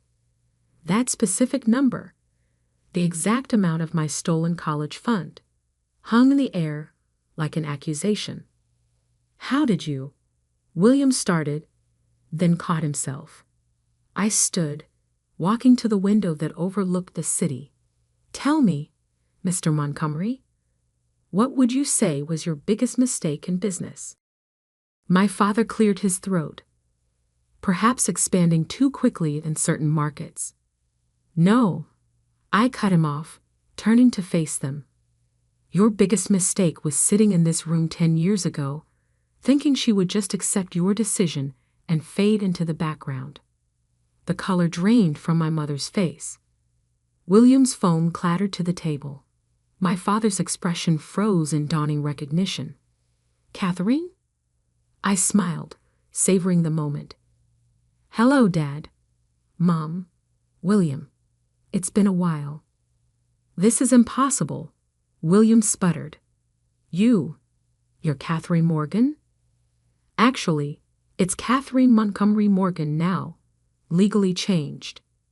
I sat back down, enjoying their shocked expressions. "But you'd know that if you'd bothered to look for me these past 10 years. My mother found her voice first. "Darling, We tried to find you. No, I cut her off. You half-heartedly called around for a few weeks, then decided I was being dramatic and would come home when I ran out of money. I looked at William. How did that energy storage technology work out, by the way? The one you needed my college fund for? He flushed red. There were unexpected complications. Funny, I interrupted again, pulling up another presentation. Because Morgan Enterprises' subsidiary, Chentech Solutions, seems to have solved those complications quite successfully. I displayed the schematics of the energy storage system I'd helped develop, the one that had made me my first billion. My father's business instincts finally kicked in. You own Chentech? Among other things. I began listing companies on the screen. Chentech Solutions, Elite Academic Consulting, Morgan Global Ventures, and as of last month, approximately 40% of Montgomery Technology's outstanding debt. The room spun into chaos. William jumped up, knocking over his chair. My mother pressed her hands to her face. My father just stared, his empire crumbling before his eyes. Why? He finally asked. Why not just tell us who you were? I leaned forward, meeting his gaze. Because you needed to see me as you truly are. Not as parents facing their daughter, but as failing business people facing someone more successful than they ever imagined I could be. What do you want? William demanded. Revenge? I laughed. Revenge? Brother dear, if I wanted revenge, I would have bought this company 6 months ago and fired you all immediately. I stood, straightening my suit. No. What I want is to fix what you broke. What does that mean? My mother asked quietly. It means I'm offering to save Montgomery Technologies. Full debt restructuring, capital injection, and technological partnership with Chentech Solutions. I paused, letting that sink in. But there are conditions. My father's business mask slipped back into place. What conditions? First, William is out. No more positions, no more investment in his ventures, no more draining company resources. William started to protest, but my father silenced him with a look. Second, you and Mom retire, Dad. The company needs new leadership, not nostalgic devotion to failed strategies. And third? My mother asked, her voice barely a whisper. Third, I smiled, you all admit that sending me away was the best thing you ever did for me. Because everything I built without the Montgomery name, without the family connections, and without your money. Silence fell over the room. My father looked at the empire I'd built, displayed on the screen behind me. My mother's eyes filled with tears. Whether from pride or regret, I couldn't tell. William slumped in his chair, finally confronting the reality that his younger sister had achieved everything he'd failed to do. Do we have a deal? I asked, knowing the answer before they spoke. My father nodded slowly. We do, Miss Morgan. Good. I gathered my things, preparing to leave. The papers will be drawn up by tomorrow. Oh, and Mom. I paused at the door. The local community college you suggested. They're one of my charitable foundation's biggest beneficiaries now. Turns out practical decisions can lead to extraordinary results. I walked out of the conference room, out of the building that had once represented everything I couldn't have, and into the waiting car where Maria, my first boss, now my company's chief operating officer, waited. How did it go? She asked, handing me a perfectly brewed green tea. Exactly as planned, I replied, taking a sip. Though I think I'll keep the diner story out of the official company history. She laughed. Are you sure about this? Saving their company after everything they did. I looked back at the Montgomery Technologies building, thinking about the scared 18-year-old girl who had left home with just $200 and a determination to prove herself. You know what I learned in that diner, Maria? Sometimes the best revenge isn't destroying what others built. It's building something so much greater that they're forced to acknowledge their own mistakes. And did they? I smiled, thinking of my father's face when he realized who I was, of my mother's tears, of William's final defeat. They will. Every time they see the new company letterhead, Montgomery Morgan Technologies. You're keeping the Montgomery name. Of course, I said, opening my laptop to check the markets. After all, I did promise to support the family business. I just did it my way.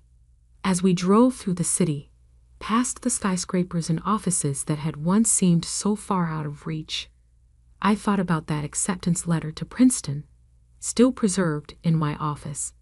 I had framed it alongside my first business license, my first $1 million contract, and a simple name tag that read Kate, server, from a certain 24-hour diner.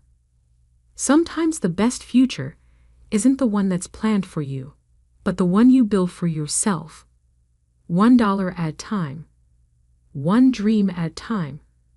One victory at a time.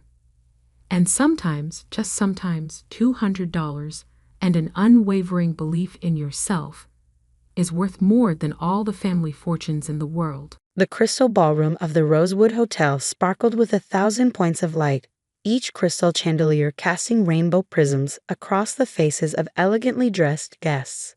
I stood in the shadows near the entrance, watching the scene unfold before me like some bizarre theater production. The bride, my sister Olivia, floated through the crowd in her designer wedding gown, accepting congratulations with practiced grace. Our parents, George and Margaret Wilson, followed in her wake like proud satellites, their faces glowing with the kind of joy they'd never shown for me. Just sign here, Ms. Martinez, the wedding coordinator whispered, extending a tablet with the final payment authorization for the venue. I suppressed a smile at the false name I'd used to purchase the Rosewood Hotel chain 3 years ago. If only they knew that Elena Martinez, the mysterious hotel magnate, was actually Elena Wilson, the daughter they declared dead a decade ago.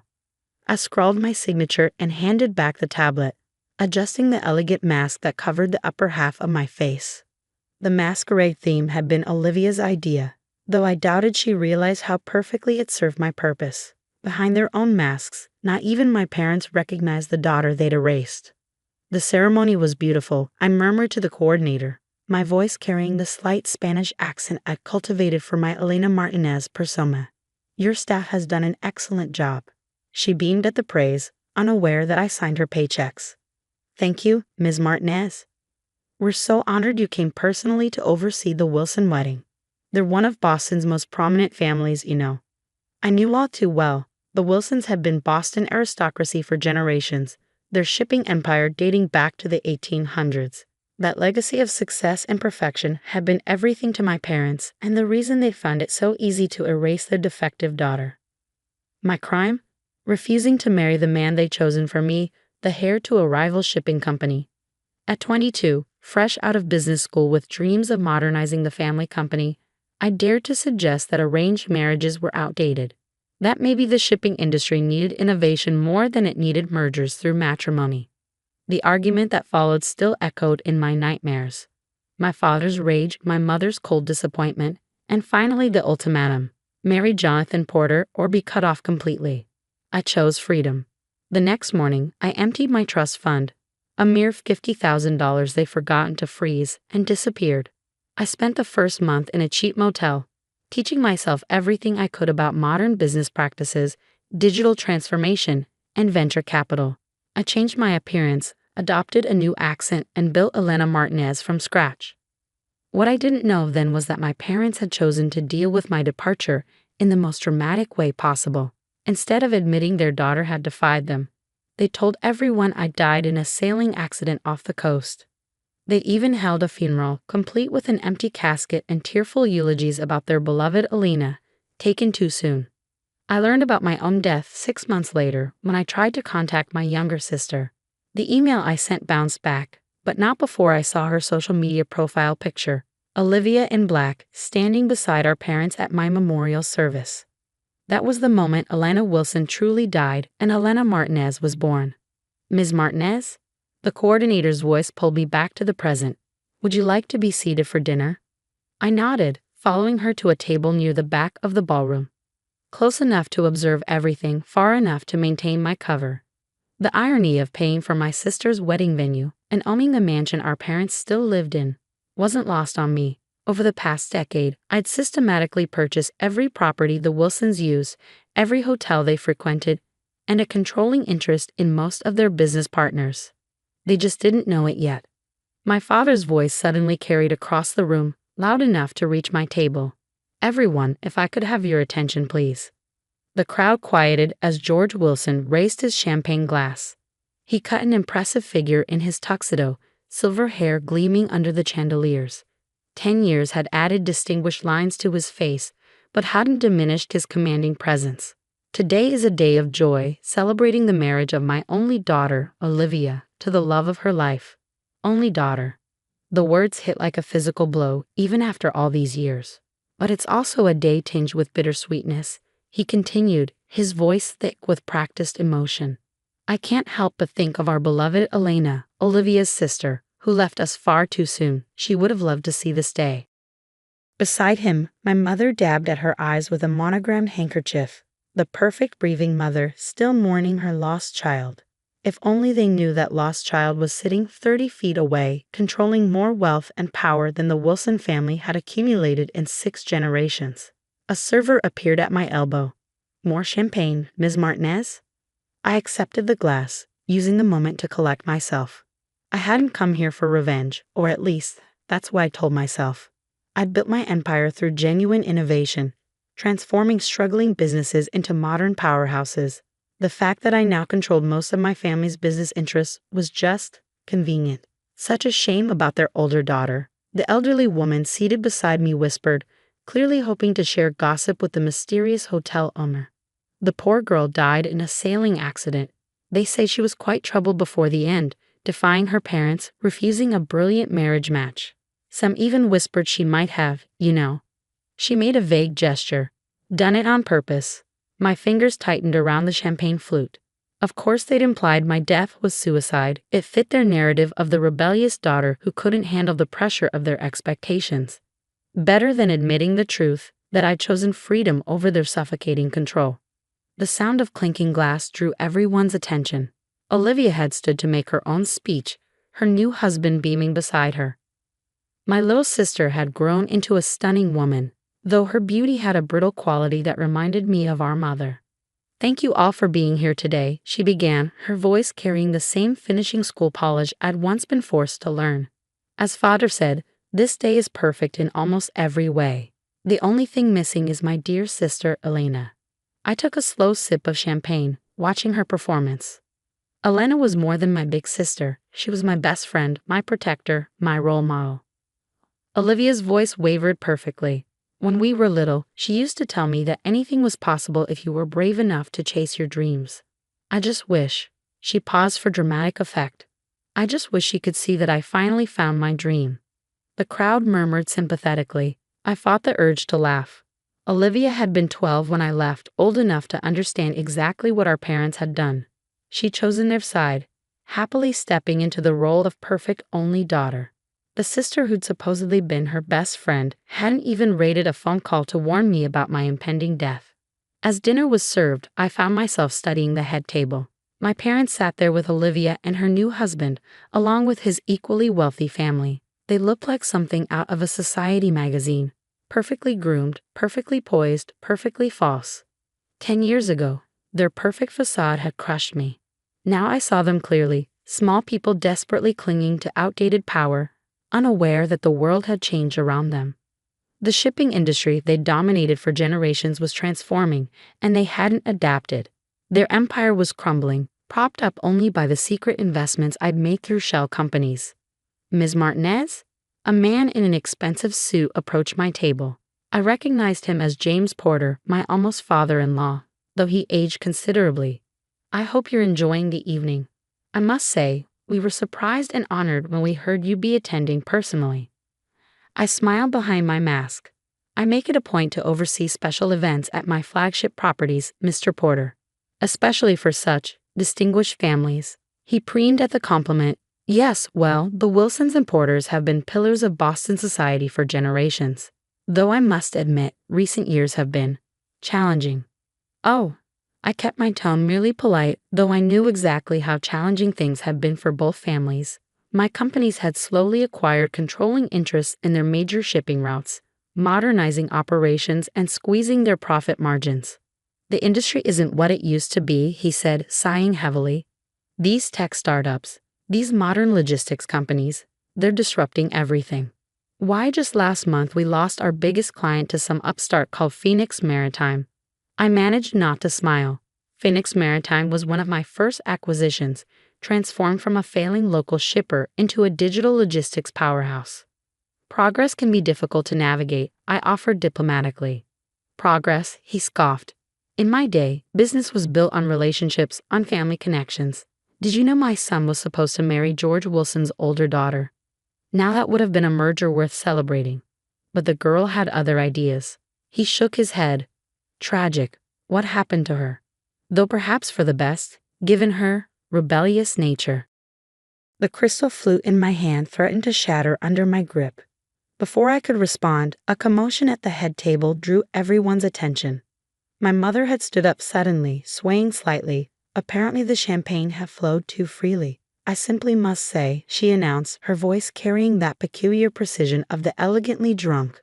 How wonderful it is to see all our dear friends here, especially those who supported us after we lost our Elena. I sat perfectly still, watching the train wreck unfold. Such a difficult time, she continued, dabbing at her eyes. Having to tell everyone that our daughter, that she, well, the shame of it all. But we preserved the family name, didn't we, George? We gave her a proper send-off, even if she didn't deserve. Margaret. My father's voice cut through her rambling like a steel blade. Perhaps you should sit down. But the champagne had loosened something in my mother's perfect facade. Oh, but darling, I simply must tell Ms. Martinez what an honor it is to have her here. Such a successful woman, and self-made at that. Nothing at all like our poor Elena, who thought she could reject her family obligations and succeed on her own. She laughed, the sound brittle as breaking glass. As if a Wilson could ever survive without family connections. Why ever she didn't even make it a month before. That's enough. My father stood, his face flushed with anger. Margaret, you're making a scene. The ballroom had gone silent, hundreds of guests watching my mother's meltdown with horrified fascination. Olivia was hiding her face in her hands, her new husband patting her shoulder awkwardly. I stood slowly, my chair scraping against the marble floor. The sound drew my mother's attention, and she focused on me with the unsettling intensity of the truly drunk.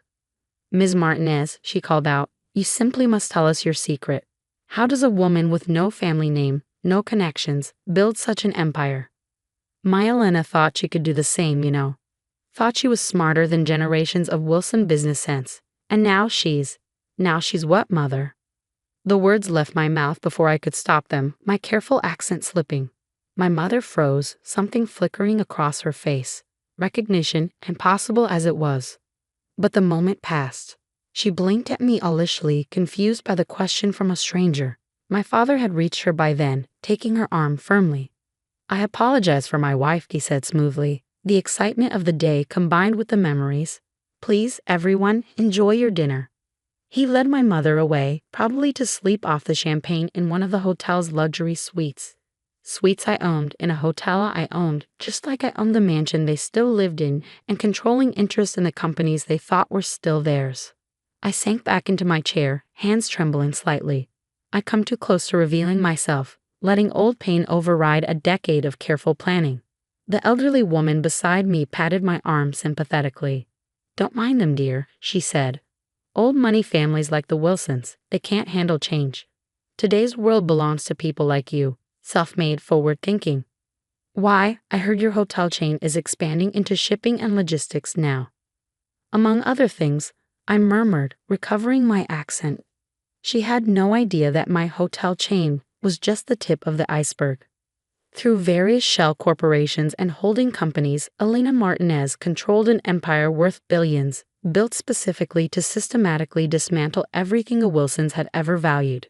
The rest of dinner passed in a blur of small talk and subtle observation.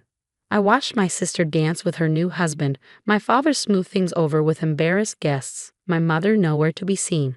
They looked exactly like what they were, relics of a dying era, clinging to appearances while their real power slipped away.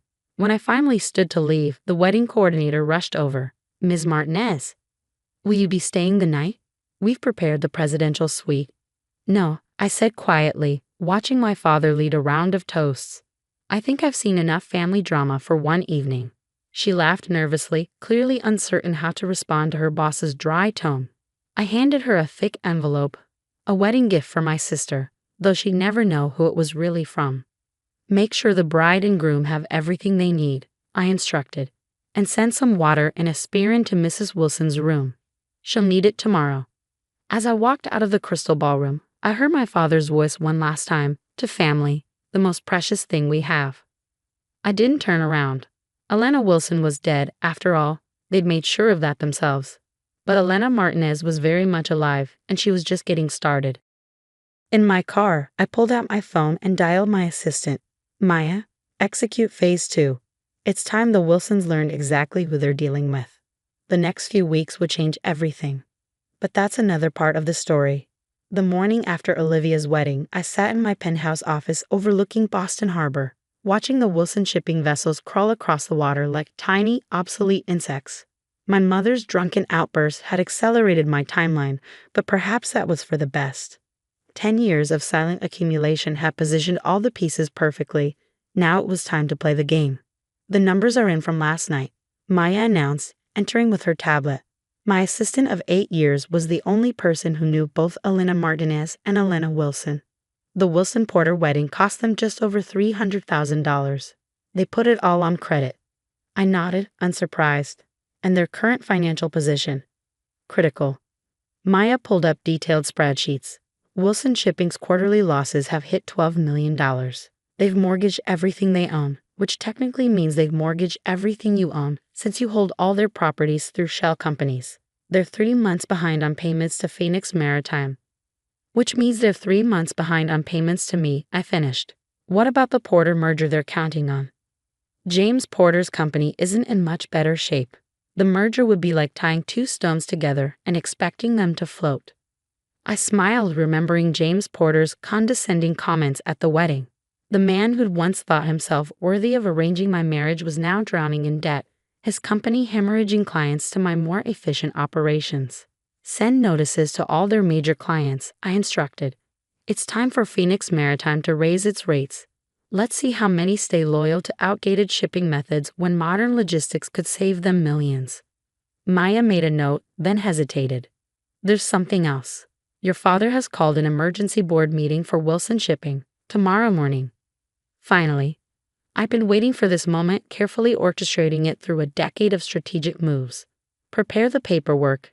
It's time for Elena Martinez to make her first public appearance at Wilson Shipping. "Are you sure?" Maya's concern was evident. "Once you start this." "They buried their daughter to save face," I said quietly. "Now they'll learn exactly what that decision cost them." The next morning, I dressed with particular care, a blood-red Armani suit that projected power, Louboutin heels that clicked like weapons on marble floors, and a small gold compass pendant that had once belonged to my grandmother, the only Wilson who had truly loved me. The Wilson Shipping headquarters hadn't changed in 10 years. The same imposing granite building, the same brass nameplate declaring founded 1847, the same portrait of my great-grandfather glowering in the lobby. But there was an undercurrent of tension today, nervous whispers and darting glances as employees noticed my arrival. "Ms. Martinez." The receptionist jumped to attention. "We weren't expecting. That is, the board meeting is private." "Not anymore." I handed her a thick envelope. "My credentials." As the majority shareholder of Phoenix Maritime and holder of significant Wilson shipping debt, I have every right to attend. Her hands shook as she verified the paperwork. I watched her face pale as she realized exactly how much power Elena Martinez wielded. Of course. 14th floor boardroom. The elevator ride gave me a moment to center myself. In my ear, Maya's voice provided updates through a discreet earpiece. All board members present. Your father's trying to push through an emergency restructuring plan. He still thinks he can save the company without outside help. The boardroom doors were heavy oak, stretching from floor to ceiling. I paused for a moment, hearing familiar voices through the wood. Can't accept these terms, my father was saying. Phoenix Maritime is trying to steal our company piece by piece. We don't have a choice, George, another voice responded. We're bleeding clients, our ships are outdated, and this mysterious Elena Martinez owns half the ports we use. I pushed the doors open. The conversation died instantly. 12 men in expensive suits stared at me. Old money, old power, old ideas. At the head of the table, my father stood frozen mid-gesture, his face darkening as he recognized the woman who'd attended his daughter's wedding. Ms. Martinez, he managed finally. This is a private meeting. Not anymore. I strode to the table, my heels echoing in the silence. Please don't let me interrupt your discussion of my company's terms. Your company? He spat the words. Phoenix Maritime is nothing but an upstart using digital gimmicks to steal established clients.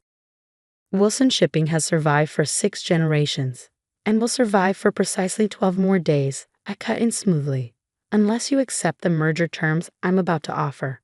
I placed a folder on the table. Inside was the culmination of 10 years' work, documents proving my ownership of their buildings, their warehouses, their homes. Evidence of their mounting debts, their failed modernization attempts, their desperate efforts to maintain appearances while their empire crumbled. This is impossible, my father whispered, flipping through pages. These properties, our house, the hotel chain, all belong to me, I confirmed. Along with controlling interest in most of your remaining clients' companies.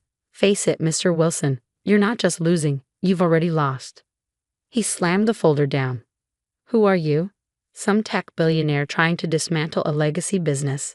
You have no idea what family tradition means. I felt my carefully constructed mask crack, just a little. Family tradition.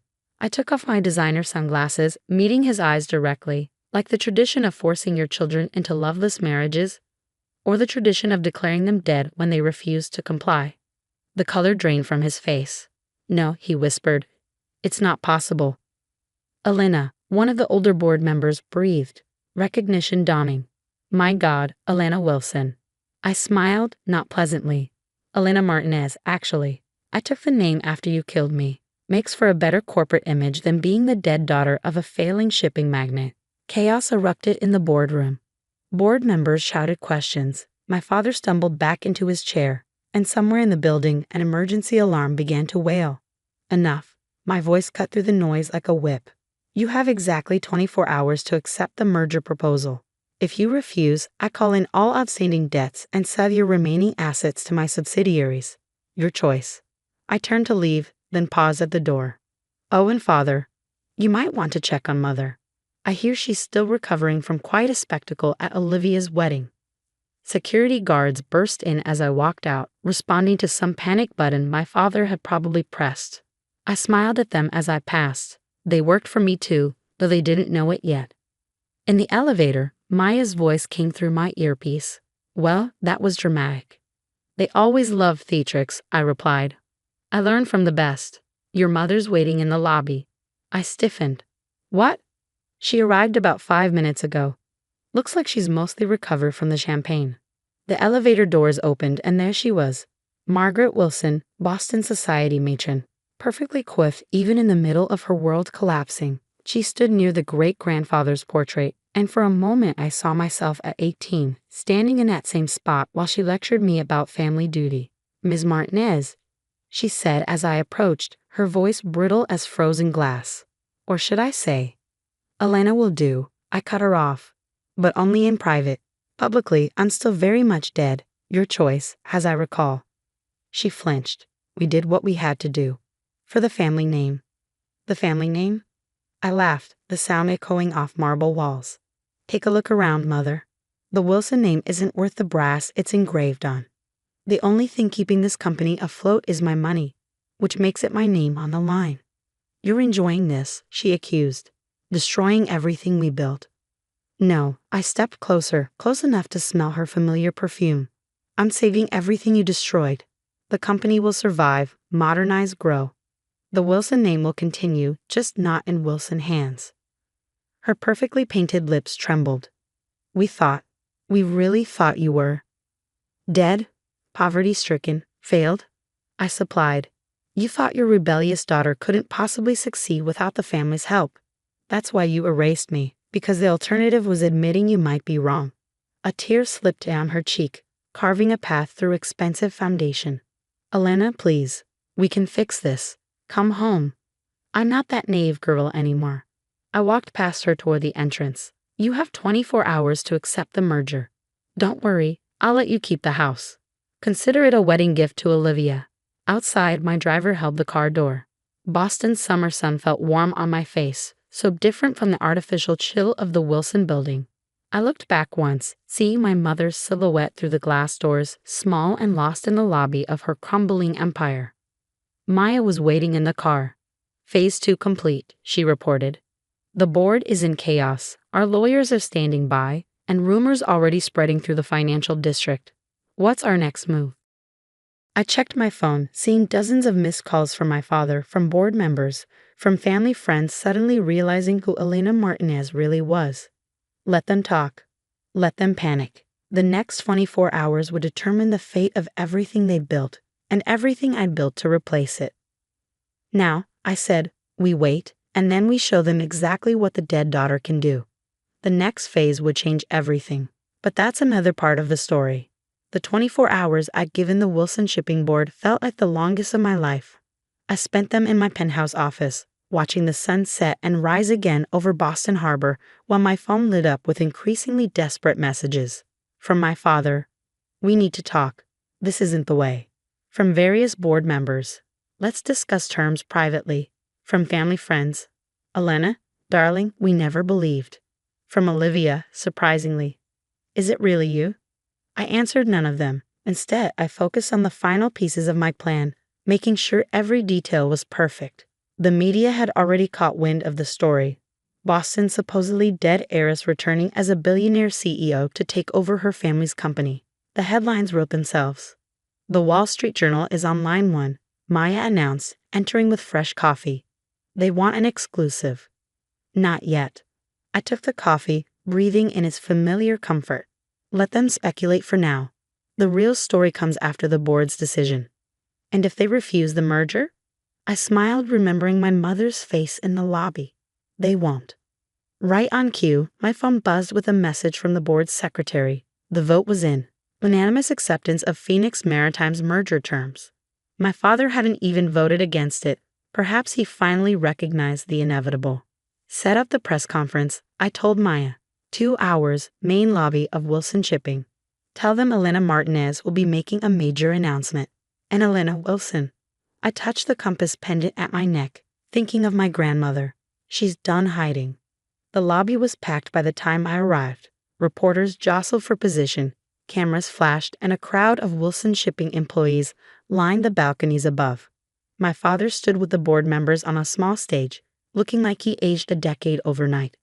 I made them wait 10 minutes, a small petty pleasure, but I'd earned it. When I finally walked in, the crowd fell silent. I wore Wilson blue today, a power suit that matched the company's logo, with my grandmother's compass catching the light. No more hiding behind sunglasses or Spanish accents. Thank you all for coming, I began, stepping to the podium. My name is Elena Martinez, or as some of you might remember, Elena Wilson. The room erupted. Cameras clicked frantically, reporters shouted questions, and somewhere in the crowd, I heard my mother gasp. I held up a hand for silence. 10 years ago, the Wilson family announced my tragic death, a sailing accident off the coast. The truth is somewhat less dramatic. I simply refused an arranged marriage and left to build my own life. My parents, finding this embarrassing, chose to bury an empty casket rather than admit their daughter had defied them. My father stepped forward, face dark with anger, but security, my security, held him back. In the decades since, I continued, I built what they said was impossible. Phoenix Maritime revolutionized shipping logistics, embracing modern technology while companies like Wilson Shipping clung to outdated methods. We grew rapidly, acquiring ports, properties, and clients, including many former Wilson assets. I turned to face the board members directly. Today, I'm announcing the merger of Wilson Shipping with Phoenix Maritime. The Wilson name will continue, but the company will be completely restructured. All current board members will be retiring with generous compensation packages. More chaos. More shouted questions. I noticed Olivia slip into the back of the room, still in her honeymoon tan, watching with wide eyes. And now, I said, I'll take questions. Ms. Wilson, did your family know you were alive? No, they were quite committed to my death. Ms. Martinez, how did you build your empire? The same way I would have modernized Wilson Shipping, had I been allowed, by understanding that tradition without innovation is just slow decay. Mr. Wilson, your response to your daughter's return? My father stepped forward, and for a moment I saw something crack in his proud facade. Alana, we thought. You thought I'd fail, I finished for him. That's the problem, father. You never saw who I really was. He aged another decade before my eyes. We did what we thought was right. No, I corrected quietly. You did what was easy. Erasing you was easier than admitting I might have had better ideas. Declaring me dead was easier than explaining why I left. Even now, giving up control is easier than watching your company collapse under its own weight. Elena, my mother's voice, somewhere in the crowd. Please. I ignored her, addressing the reporters again. The merged company will retain the Wilson name out of respect for its history. But make no mistake, this is a complete transformation. We're moving into the future, whether the old guard likes it or not. More questions flew, but my attention was caught by Olivia pushing through the crowd. She looked different from the polished bride of 2 days ago, younger somehow, more like the sister I remembered. You were there, she said, reaching the stage. At my wedding. You watched us all. Pretend to mourn me. I raised an eyebrow. Yes. I knew. Her voice dropped so only I could hear. Sometimes I'd look at old pictures and think I saw you in the background. At charity events, business functions, I thought I was going crazy. You aren't. Why didn't you tell me? Back then, when they first. Would you have kept my secret? I studied her face, seeing the answer. No, you were always their perfect daughter. The one who'd never disobey. She flinched. I was 12. Old enough to know right from wrong. I softened slightly, seeing real pain in her eyes. But young enough to be afraid of ending up like me. A tear slipped down her cheek. I missed you. The real you, not the sanitized dead sister they talked about at parties. For the first time, I felt my own composure crack. I missed you too, but I couldn't be who they wanted. I had to be myself. Ms. Martinez. A reporter's shout broke the moment. What happens to the Wilson family now? I turned back to the crowd, professional mask firmly in place. They'll retain their personal assets, those that aren't already legally mine, and receive fair compensation for their shares. I'm not here for revenge. I'm here to save a company that lost its way. And the family relationships. I looked at my father, defeated on his own stage, my mother crying quietly in the crowd. Olivia, torn between the sister she'd lost and the parents she'd chosen. Some things, I said quietly, can be fixed with money or business deals. The Wilsons declared their daughter dead rather than accept her choices. That doesn't go away just because she came back successful. The press conference wound down after that. Reporters got their sound bites, photographers got their shots of the prodigal daughter triumphant, and gradually the crowd dispersed. I stayed on stage, watching my parents huddle with their lawyers while Olivia hovered uncertainly between us. Maya appeared at my elbow. The papers are ready to sign. Private conference room. I nodded. Give me a minute. When the lobby was almost empty, I walked to where my parents stood. Up close, they looked old and tired, nothing like the towering figures of my childhood. The lawyers will explain everything, I said professionally. You'll be comfortable. The house is yours for life, the vacation properties too. I'm not interested in leaving you destitute. Just powerless, my father said bitterly. Like you left me? I smiled without warmth. The difference is, I'm giving you a choice.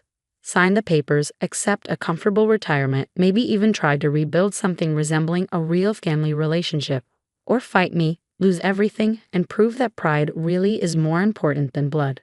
My mother reached for my hand. I let her take it, feeling her expensive rings press into my palm. "We thought we were protecting you," she whispered. "The business world, it's so hard for women." I pulled away. I know exactly how hard it is. I succeeded not because of the Wilson name, but because you forced me to fight without it.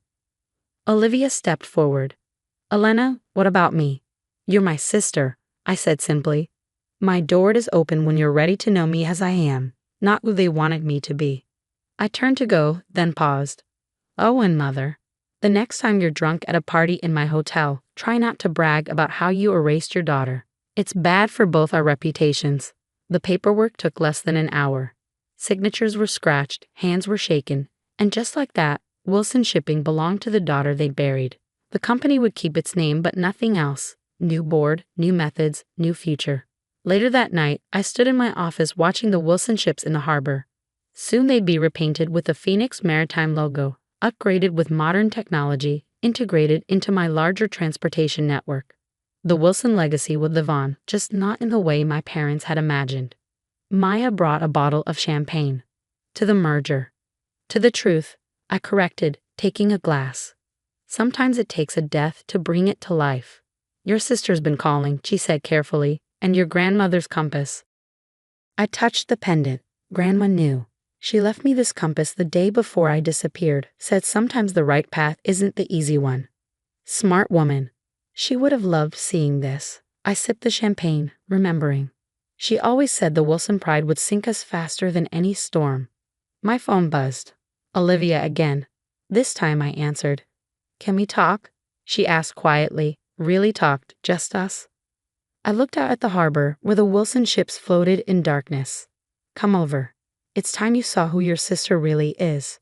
After I hung up, I asked Maya to order dinner for two. It would be a long night of explanations, of bridging the gap between the sister who died and the woman who rose from those ashes. But maybe, just maybe, something good could come from all this. I wasn't Elena Wilson anymore. That girl had died exactly as her parents claimed. But Elena Martinez was stronger, successful beyond their wildest fears, and finally, absolutely free. The merger would save their company. The money would save their lifestyle. But the truth, that would save me. And in the end, that's what the story was really about. Not revenge, not money, not even family. It was about a girl who had to die to become who she was always meant to be. I raised my glass to the dark harbor. To Elena Wilson, I whispered, "May she rest in peace." Then I turned away from the window and went to meet my sister, ready to begin whatever came next. The day my father died, I was in his office reviewing quarterly projections for Sterling Innovation's new medical device division. Numbers had always been my sanctuary, clean, precise, unchangeable. Unlike people, spreadsheets never lied or played favorites. Mr. Sterling wants to see the Q3 estimates, his secretary Martha said, poking her head in. She'd been calling him Mr. Sterling instead of your father since my first day at the company. Professionalism, she'd explained, was everything. "Almost done," I replied, double-checking my calculations. The medical division was my baby, a project I'd spent 3 years developing. The projections looked promising, a 40% growth rate, conservative estimates showing potential revenue of $50 million by year's end. I never got to show him those numbers. The heart attack hit during his afternoon tennis match. By the time I reached the hospital, Sarah had already arrived, designer heels clicking against sterile tiles as she paced the waiting room. My sister always did have perfect timing. Finally decided to show up. She snapped, barely glancing at me. "Where were you?" "Working," I said quietly. "At the office, where you haven't been in months." She waved her hand dismissively. "Some of us have lives outside that dusty building, Madison." That dusty building was Sterling Innovation's headquarters, The company our grandfather had founded and our father had built into a billion-dollar enterprise. Sarah treated it like a trust fund, showing up for board meetings and important client dinners, but leaving the actual work to others, mainly to me. The doctor's arrival cut short our brewing argument. His expression told us everything before he spoke a word. "I'm very sorry," he began, and the world tilted sideways. The next few days passed in a blur of funeral arrangements, condolence calls, and board meetings. I handled most of it, working through my grief the only way I knew how: by keeping busy. Sarah spent her time entertaining relatives and giving tearful interviews to business magazines about carrying on our father's legacy. The will reading was scheduled for a week after the funeral. I sat in our family lawyer's office, the same leather chair I'd occupied during countless childhood visits with Dad. Mr. Patterson, who'd handled sterling legal affairs for 30 years, looked uncomfortable as he shuffled his papers. "As you know," he began, "your father updated his will recently, just 2 months ago, in fact." I nodded. Dad had mentioned wanting to get his affairs in order, though he'd seemed healthy as ever. "The bulk of his personal estate will be divided equally between you both," Mr. Patterson continued. "The house, investments, art collection, all split 50-50. Sarah smiled, probably already mentally redecorating the Manhattan penthouse. However, the lawyer cleared his throat regarding sterling innovations. My heart stopped. Dad and I had discussed this. Just last month, we talked about my 5-year plan for the company over dinner. He'd seemed excited about my vision for expanding the medical division, even proud. Control of the company, including the position of CEO and chairperson of the board, will pass to Sarah Sterling. The words hit like physical blows. Sarah's triumphant gasp barely registered through the roaring in my ears. "There must be some mistake," I managed. "Dad and we had plans. The medical division is specifically addressed." Mr. Patterson cut in gently. "Your father left instructions that all current projects should be reviewed by the new CEO for viability." Sarah's smile turned predatory. "Don't worry, little sister. I'll give your pet project all the attention it deserves." I sat there numb as Mr. Patterson continued reading. The details washed over me: voting shares, board positions, corporate structure. All I could think about was Dad's voice during our last dinner. "The medical division could change lives, Madison. It's exactly the kind of innovation Sterling needs." Had it all been lies? The next morning, I arrived at the office early. As usual, my security badge still worked, though I wondered how long that would last. The medical division team was waiting for my morning briefing. 15 brilliant engineers and researchers who trusted my vision. "I heard about the will reading," Martha said softly as I passed her desk. "I'm so sorry, Madison." I managed a weak smile. "Thanks, Martha. Has she arrived yet?" 3rd floor. Moving into the executive office already. Of course she was. Sarah never wasted time claiming what she thought was hers. I made it through the briefing somehow, focusing on technical details and development timelines. My team knew something was wrong, but they were kind enough not to ask. These people had followed me, believed in me. What would happen to them now? The answer came sooner than expected. "Madison." Sarah's voice cut through the quiet hum of the engineering floor. She stood in the doorway of our research lab, looking absurdly out of place in her camel suit. "We need to talk." I followed her to what had been Dad's office. She'd already replaced his degrees and family photos with modern art pieces. His old leather chair, worn from years of late nights and important decisions, was gone, replaced by something sleek and strong. "I've been reviewing the numbers," she said, perching on her new throne. "The medical division is hemorrhaging money. It's a development phase," I explained, fighting to keep my voice steady. The projections show whatever you want them to show." She tossed a folder onto the desk, my carefully prepared reports. "This isn't what Sterling Innovations needs right now. We're streamlining operations, focusing on our core business." Core business? I couldn't believe what I was hearing. Dad always said innovation was our core business. It's literally in our name. Dad isn't here anymore. Sarah's voice turned cold, and frankly, neither should you be. I stared at her, this stranger wearing my sister's face. "What are you saying?" "I'm saying you're fired, Madison. Clear out your office by the end of the day. Security will escort you out." The world seemed to stop. "You can't do this. I built that division from nothing. Those people trust me." "Those people," she cut in, "work for Sterling Innovations, my company now. And you," she smiled, the same smile she'd used when stealing my toys as children, "you're worthless to this company.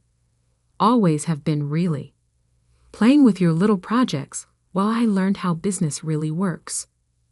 By partying with board members and kissing up to investors." I shot back. "When's the last time you actually developed anything?" "Development is for employees," she said dismissively. "Leadership is about vision, and my vision doesn't include you." I stood there, hands shaking, as decades of competition and resentment crystallized into this moment. "Dad believed in me," I said quietly. "Dad pitied you," Sarah replied. "Why do you think he left me in charge? Now get out of my office before I call security." I walked out with my head high, past Martha's tearful face, past my confused team members, past the security guard who'd known me since I was a child. One box of personal items, family photos, engineering awards, the prototype of my first patented device, a life's work reduced to a cardboard box. My phone buzzed as I reached my car. A message from an unknown number. "Meet me at Joe's Diner tomorrow, 3 p.m. Come alone. There's something you need to know about your father's safe." I stared at the message, wondering if grief was making me hallucinate. Dad's safe. The old one in his home office? Sarah would have cleaned that out already, along with everything else. But what did I have to lose? Little did I know, that message would change everything. But first, I had to survive the longest night of my life, alone with the knowledge that I'd lost not just my father, but my life's work and my last connection to the company he built. I drove home in a daze, the box of memories beside me, feeling both too heavy and too light. Tomorrow would bring answers, or more questions. For now, all I could do was wonder, what secret could be worth all this pain? Joe's Diner sat on the corner of 5th and Pine, a relic from a time before Sterling Innovations dominated the city skyline. Dad used to bring me here for chocolate milkshakes after school, before board meetings became more important than father-daughter time. I arrived early, sliding into a worn leather booth with a clear view of both entrances. Old habits die hard. Dad always said a good executive watches their exits. At exactly 3 p.m., Martha walked in. "You?" I straightened in surprise. Dad's secretary.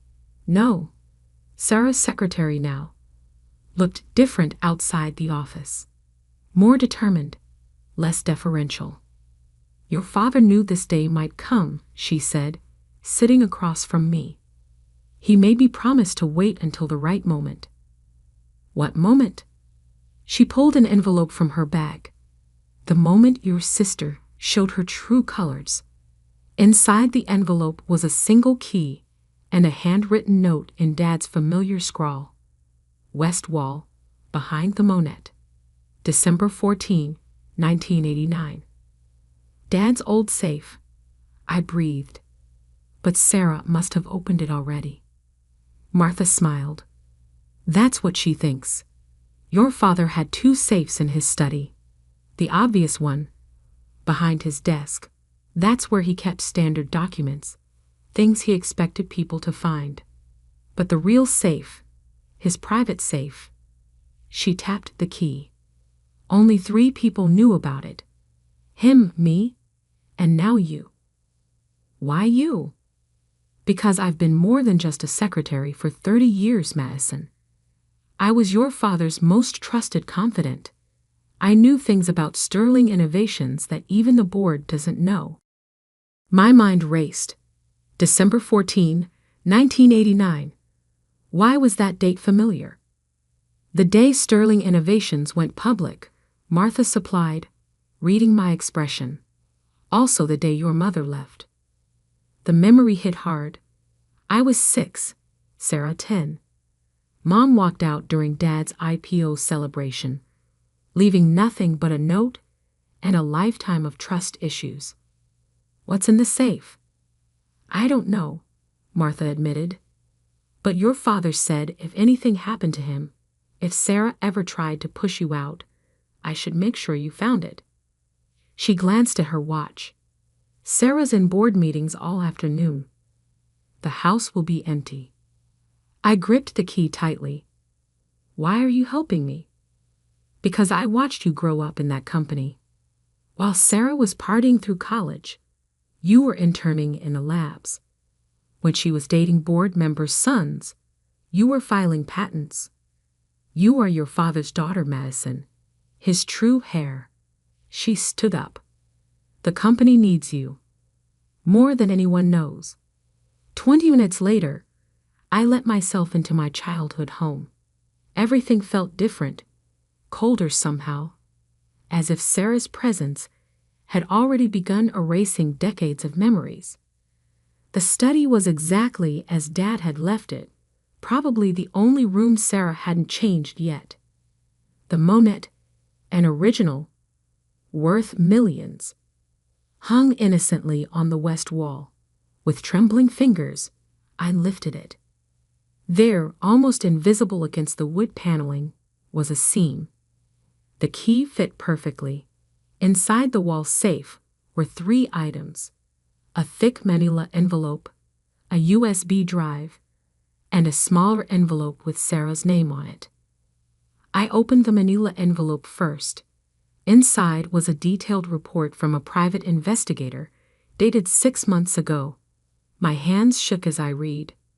Subject: Sarah Sterling investigation confirms systematic embezzlement from Sterling Innovations Medical Research Fund. Estimated total, $28.7 million. Funds traced to offshore accounts and real estate purchases under alias Jennifer Blake. Photos spilled out. Sarah meeting with shady lawyers.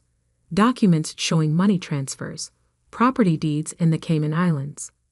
The USB drive contained something even more damaging. Video recordings of Sarah selling Sterling trade secrets to competitors. She'd been sabotaging the company from within for years. But it was the letter with her name that explained everything. Dad's final message to his eldest daughter. Sarah, by the time you read this, you'll think you've won. The company will be yours, just as you always wanted. You'll believe I chose you over Madison. You're wrong. I've known about the embezzlement for months. The traded secrets, the offshore accounts. All of it. I gave you chances to come clean, to prove you could change. You failed every test. The will you think gives you control? It's a trap. The real transfer of power was executed months ago. Everything, the voting shares, operational control, even my board seat, was legally transferred to Madison through a series of blind trusts, your CEO in name only. The moment you open this safe, those trusts activate. Madison becomes majority shareholder and true CEO of Sterling Innovations. I loved you, Sarah, but I had to protect the company. More importantly, I had to protect your sister from you. The choice is yours now. Resign quietly, return the stolen funds, or face criminal charges. Madison will know what to do. Dad. My phone buzzed. A text from Martha. The board meeting just ended. Sarah's headed to the house. I quickly photographed everything, then replaced it exactly as I'd found it. The front door opened just as I rehung the monet. What are you doing here? Sarah's voice cracked like a whip. I turned slowly, saying goodbye to Dad's office, since you'll probably redecorate this room too. Get out before I call the police. I walked past her, pausing in the doorway. You should check Dad's safe, by the way. The real one, behind the monet. Interesting reading material. Her face paled. What are you talking about? Ask Martha for the key. Or better yet, ask her about December 14, 1989. I smiled. Goodbye, Sarah. See you at tomorrow's board meeting. I heard her heels clicking frantically across the floor as I left, knowing she'd find exactly what Dad wanted her to find. In my car, I pulled out my phone and dialed the number for Sterling Innovations' head of security. Jack. Madison Sterling. I need you to lock down all company servers immediately. Authorization code Victor Echo 9. And put a hold on any transfers from our research accounts. Yes, Miss Sterling, he replied without hesitation. Dad's loyal people were still in place, just as he planned. Next, I called our family lawyer. Mr. Patterson, it's time to execute the Phoenix Protocol. Are you sure? He asked. Once we activate those trusts, there's no going back. I thought about Sarah's face when she fired me, about the years of sabotage, about Dad's final act of protection. I'm sure. My sister needs to learn that some safes hold more than just secrets. They hold justice. Tomorrow would bring chaos, board meetings, legal challenges, perhaps even criminal charges. But for now, I smiled, knowing Dad had outplayed us all. The medical division would survive. Sterling Innovations would thrive. And Sarah? She was about to learn what Dad always taught me. In business, as in life, the truth will always come out. All it takes is the right key, the right safe, and the right moment. The Sterling Innovations boardroom had always reminded me of a gladiator arena.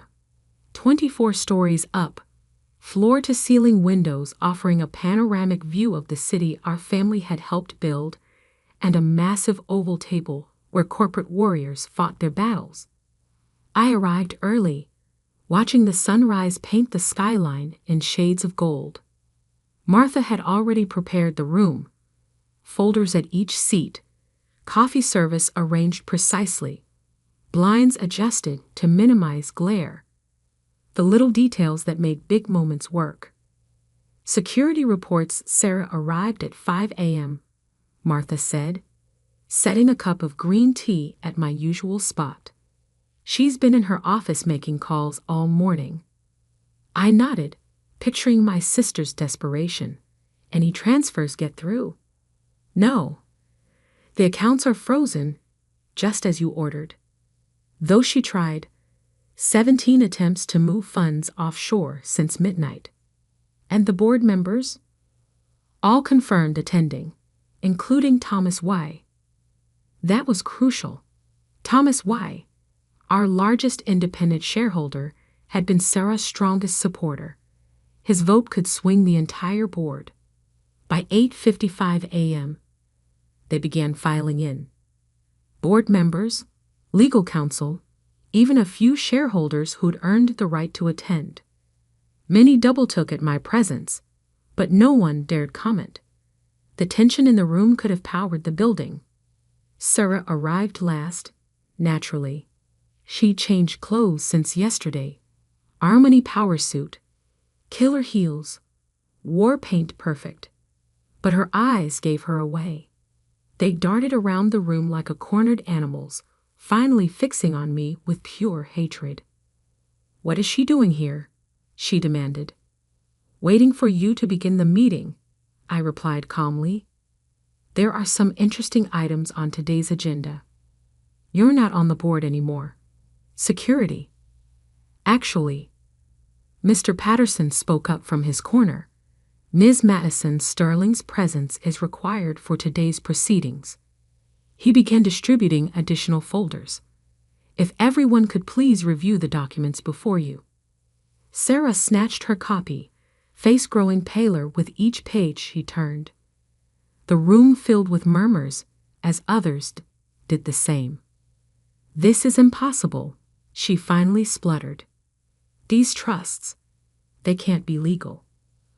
"Oh, but they are," I said, standing. "Every transfer, every document, every signature verified and notarized. Dad was very thorough." "Dad was dying," she snapped. "He wasn't thinking clearly." "Actually," Martha stepped forward, "Mr. Sterling began planning this 18 months ago when he first suspected the embezzlement."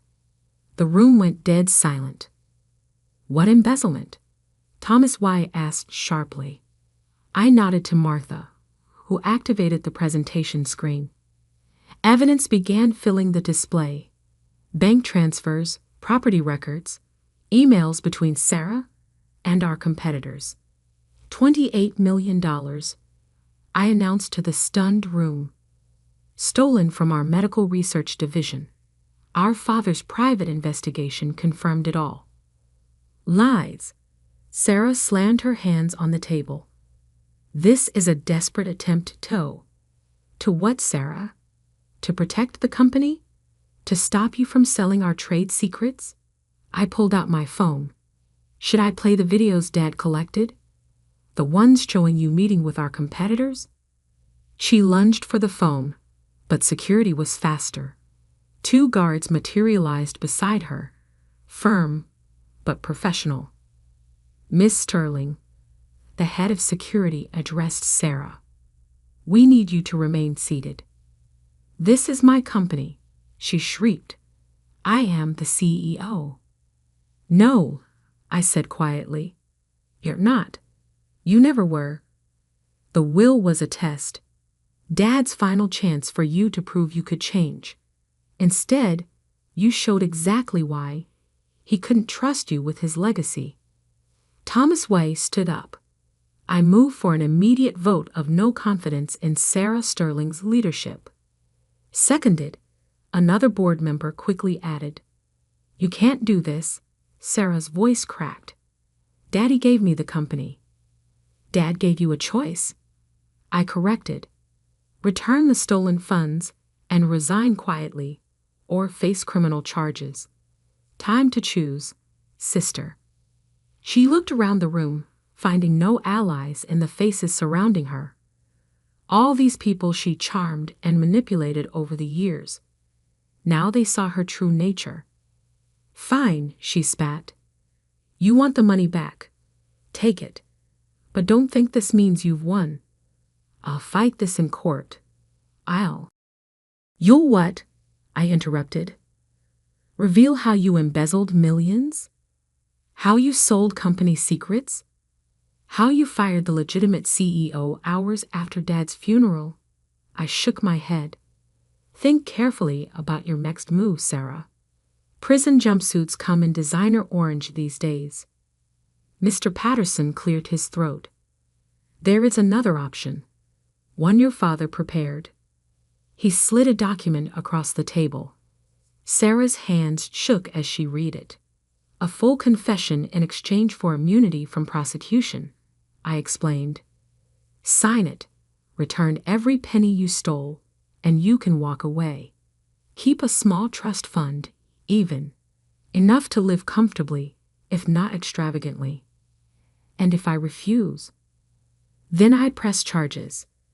The evidence goes to the SEC, the FBI, and every news outlet in the country. The great Sarah Sterling, brought down by her own greed. Tears smeared her perfect makeup as she stared at the document. For a moment, I saw past the designer armor to the sister I'd once admired, once loved. Was any of it real? I asked softly. Did you ever actually care about the company? About Dad's legacy? I cared about winning, she whispered. That's what Dad taught us, wasn't it? Win at all costs?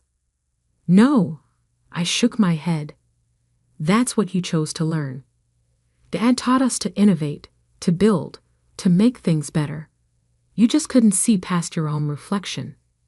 She picked up the pen, hand trembling slightly. You think you're so perfect, don't you? Daddy's real hair? The true Sterling? No, Sarah.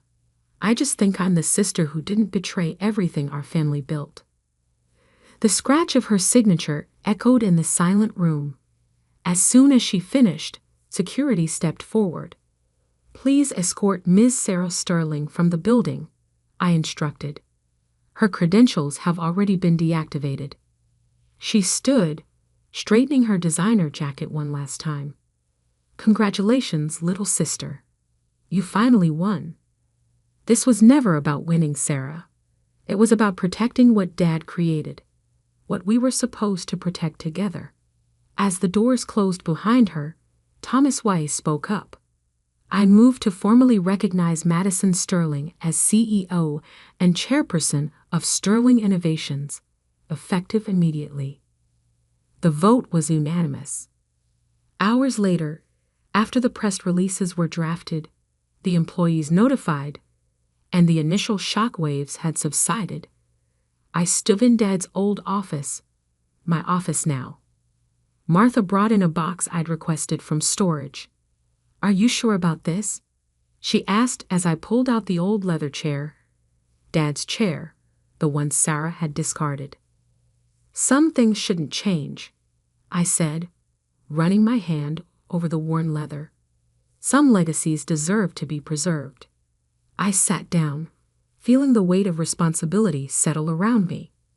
On the desk, Dad's old photo still stood, all of us together, before Mom left, before Sarah's ambition poisoned everything, before money and power tore our family apart. Your father would be proud, Martha said softly. He knew, didn't he? All along, he knew it would end this way. She smiled. He knew his daughters, both of them. The one who saw the company as a prize to be won, and the one who saw it as a responsibility to be earned. I picked up the medical division reports, my division, the one Sarah had tried to destroy. The numbers still looked promising. With the stolen funds returned, we could accelerate development, help more people, build something truly meaningful. Martha, I called as she turned to leave. Thank you for everything. Just doing my job, Miss Sterling. Madison, I corrected. After 30 years of keeping my father's secrets, I think you've earned first-name privileges. She nodded, eyes glistening slightly. Welcome home, Madison. That evening, I worked late, just as Dad used to. The city lights twinkled below, each one representing a life, a story, a potential customer or employee or partner. Sterling Innovations didn't belong to Sarah or me. It belonged to all of them. My phone buzzed with a text from an unknown number. Sarah, you'll regret this. Family should come first. I typed back, it did. That's why Dad chose me. Then I blocked her number, turned back to my work, and began planning the future of Sterling Innovations. Not as the sister who won, but as the daughter who understood what winning really meant. Sometimes a safe holds more than secrets. Sometimes it holds the truth about who we really are. And sometimes, just sometimes, justice comes with a key, a note, and a father's final lesson about love, trust, and the true meaning of family legacy. The first signs of trouble came on a Tuesday morning in April. I was reviewing investment reports in my study when my sister Victoria called. Her voice dripped with artificial concern. "Emily, darling, I heard about the headaches. Are you seeing a specialist?" I paused, pen hovering over the financial statement I'd been annotating. "What headaches?" "Oh," Victoria's surprise sounded rehearsed. "Haven't you been experiencing terrible migraines? Everyone's worried sick. Mother mentioned you've been having dizzy spells too." This was news to me. At 34, I was in perfect health, running my late father's investment firm while raising my 8-year-old son, James. The only headache in my life was Victoria's constant interference. "I'm perfectly fine," I replied, keeping my voice neutral while making a mental note of this strange conversation. "Who's everyone?" "Just concerned family members.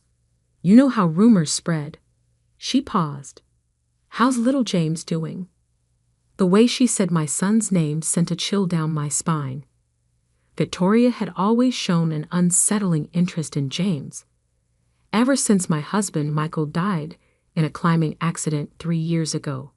She'd even offered to take him off my hands during the funeral. "James is wonderful. We're both wonderful.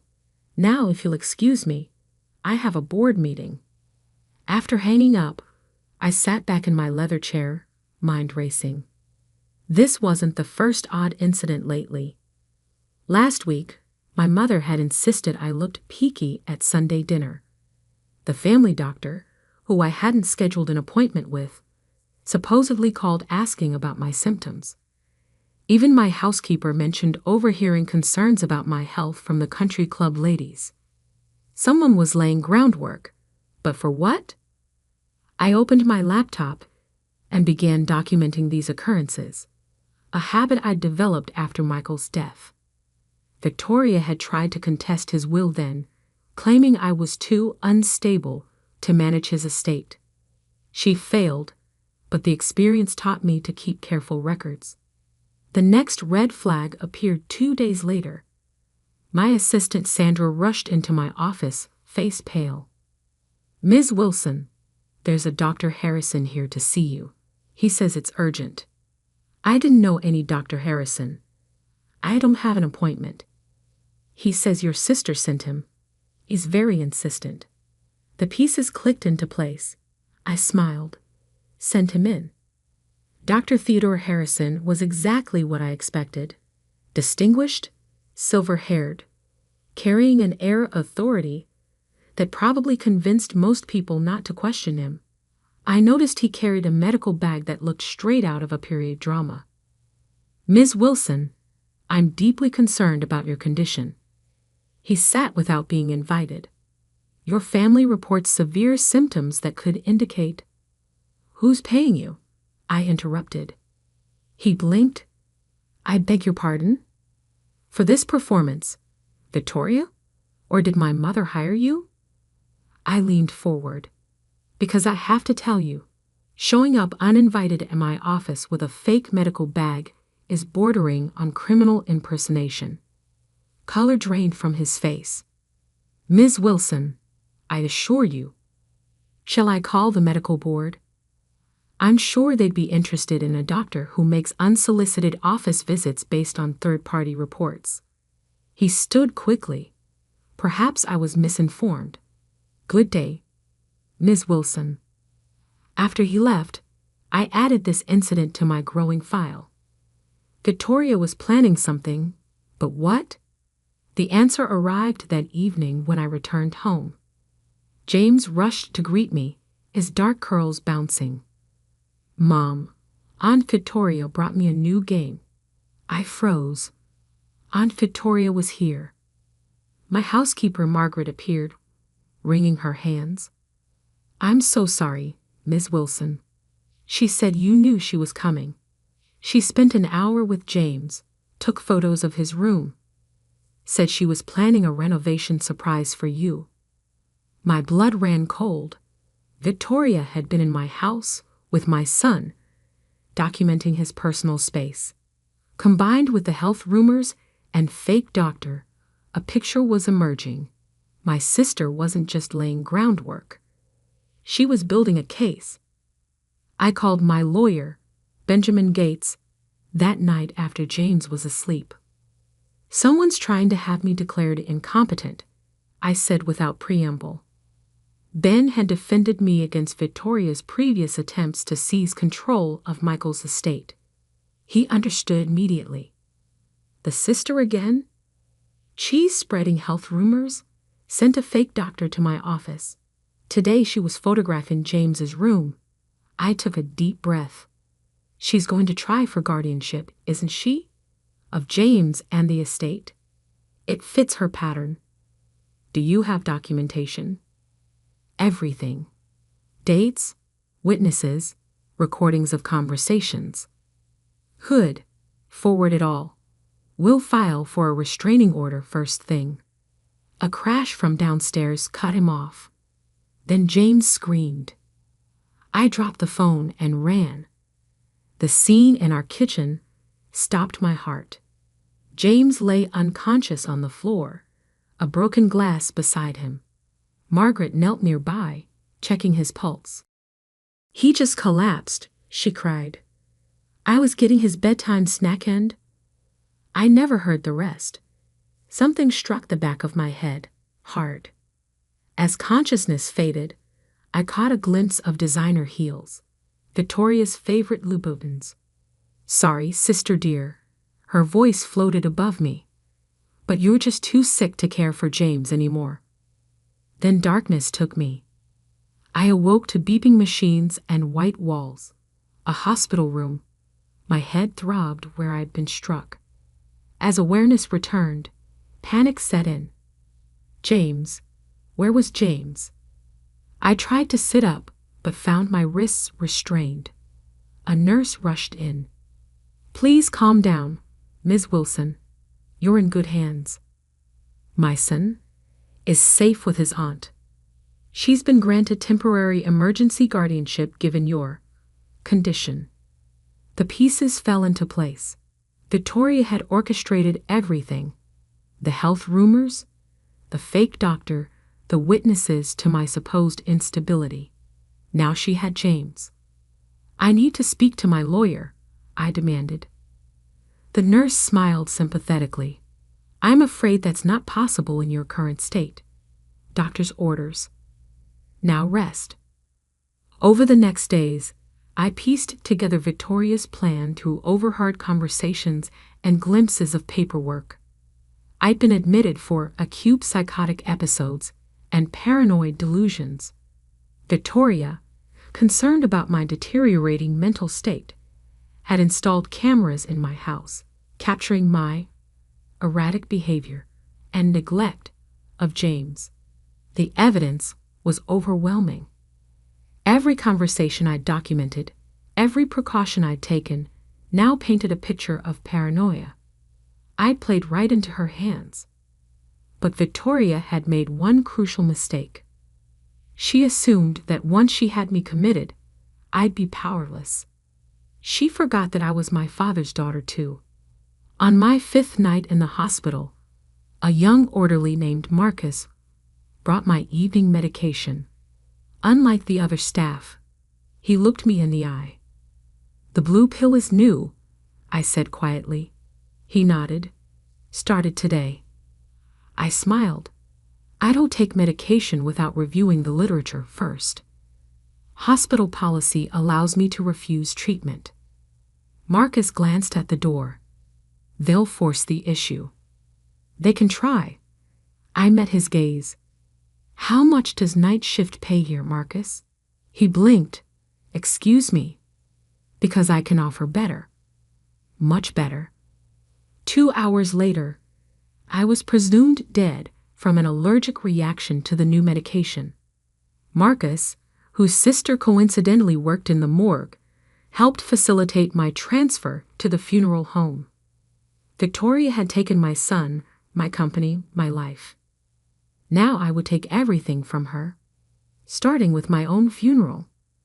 I spent the next week in a safe house, monitoring Victoria's movements through the PI I'd hired. She worked fast, consolidating her control over my assets while playing the grieving sister. She moved James into her house immediately. The funeral was scheduled for Saturday at St. Michael's Cathedral. Victoria spared no expense, inviting hundreds of guests to witness her performance as the devoted sister tragically inheriting her unstable siblings' responsibilities. I watched the live security feed as guests arrived. Victoria held James's hand tightly, accepting condolences with practiced grace. My mother dabbed dry eyes with a monogrammed handkerchief. Board members and business associates filed in, already courting Victoria's favor as the new head of Wilson Investments. The service began. Victoria approached the podium, champagne glass in hand for the final toast. Classic Victoria, turning a funeral into a celebration of her triumph. "My beloved sister Emily," she began, voice trembling perfectly. Though troubled in her final days, she would want us to celebrate life, to honor her memory by ensuring her son and her company are properly cared for. She raised her glass, to Emily, finally at peace, and to new beginnings. The massive cathedral doors creaked open. Sorry I'm late to my own funeral. My heels clicked against marble as I walked down the aisle. Victoria's champagne glass slipped from nerveless fingers, shattering at her feet. Gasps and screams erupted through the congregation.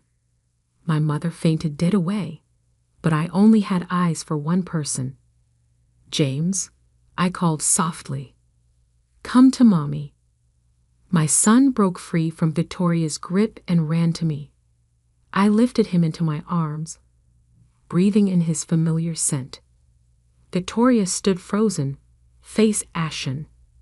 "But you're dead." I saw the death certificate. The body. "You saw what you wanted to see," I smiled. "Just like I wanted you to." The doors opened again. Police officers filed in, led by Benjamin Gates. "Victoria Wilson," the lead detective announced. "You're under arrest for attempted murder, fraud, and conspiracy." As they led my sister away in handcuffs, I held James close. Victoria had forgotten the most important lesson our father taught us. Never underestimate someone with nothing left to lose. But my sister's arrest was just the beginning. The real war for Wilson Investments was about to begin. And this time, I wasn't playing defense. The media called it the funeral resurrection. Security footage of my entrance into St. Michael's Cathedral went viral within hours. Local news vans surrounded Wilson Tower, desperate for comments about the CEO who came back from the dead to expose her sister's plot. But I had more pressing concerns. The formaldehyde smell won't leave my hair. I complained to Marcus, the orderly who'd helped fake my death. He now sat in my restored office, accepting a check that would ensure his sister in the morgue remained equally helpful if questioned. "Small price for justice," he replied, tucking the check away. Though I admit, watching Mrs. Victoria's face when you walked in, that was priceless. I smiled, remembering my sister's champagne glass shattering on the cathedral floor. How was she enjoying her accommodations? County jail's finest cell. No Louboutins allowed. Victoria had been denied bail, deemed a flight risk due to her substantial offshore accounts. Accounts I discovered and frozen just hours after my resurrection, using emergency powers as the reinstated CEO. A knock at my office door interrupted us. Benjamin Gates entered, looking pleased. The board just finished their emergency session, my lawyer announced.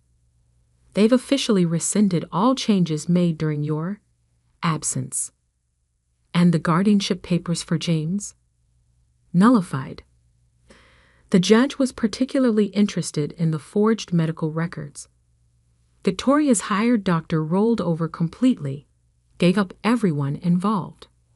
I nodded, unsurprised. Dr. Harrison had seemed the type to save himself when cornered. What about Mother?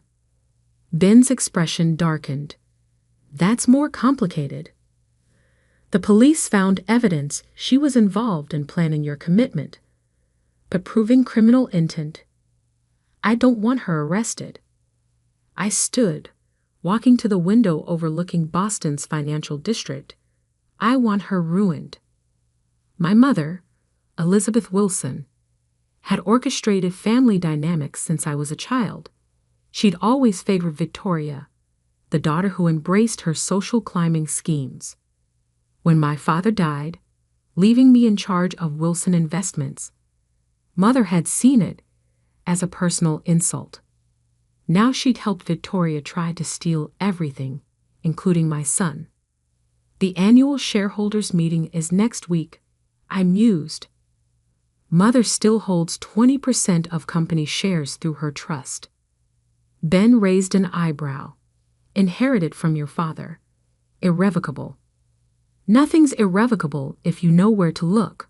I turned back to my desk, pulling up an encrypted file.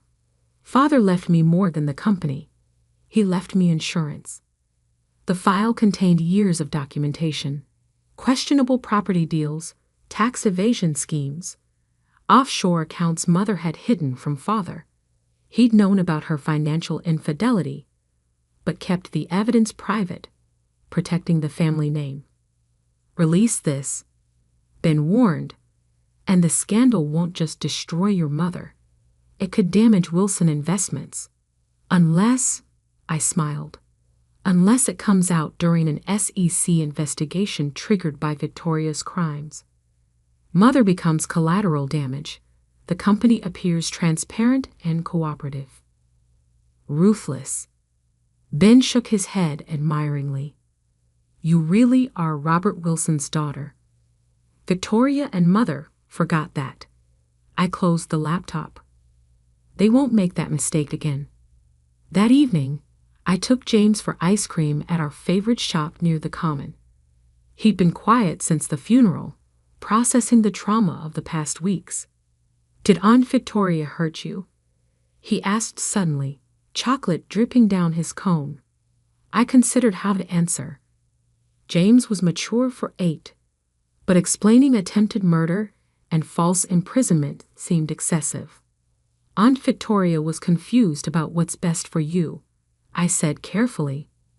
She thought she should be your mom instead of me, but she was wrong, and now she has to face consequences for her bad choices.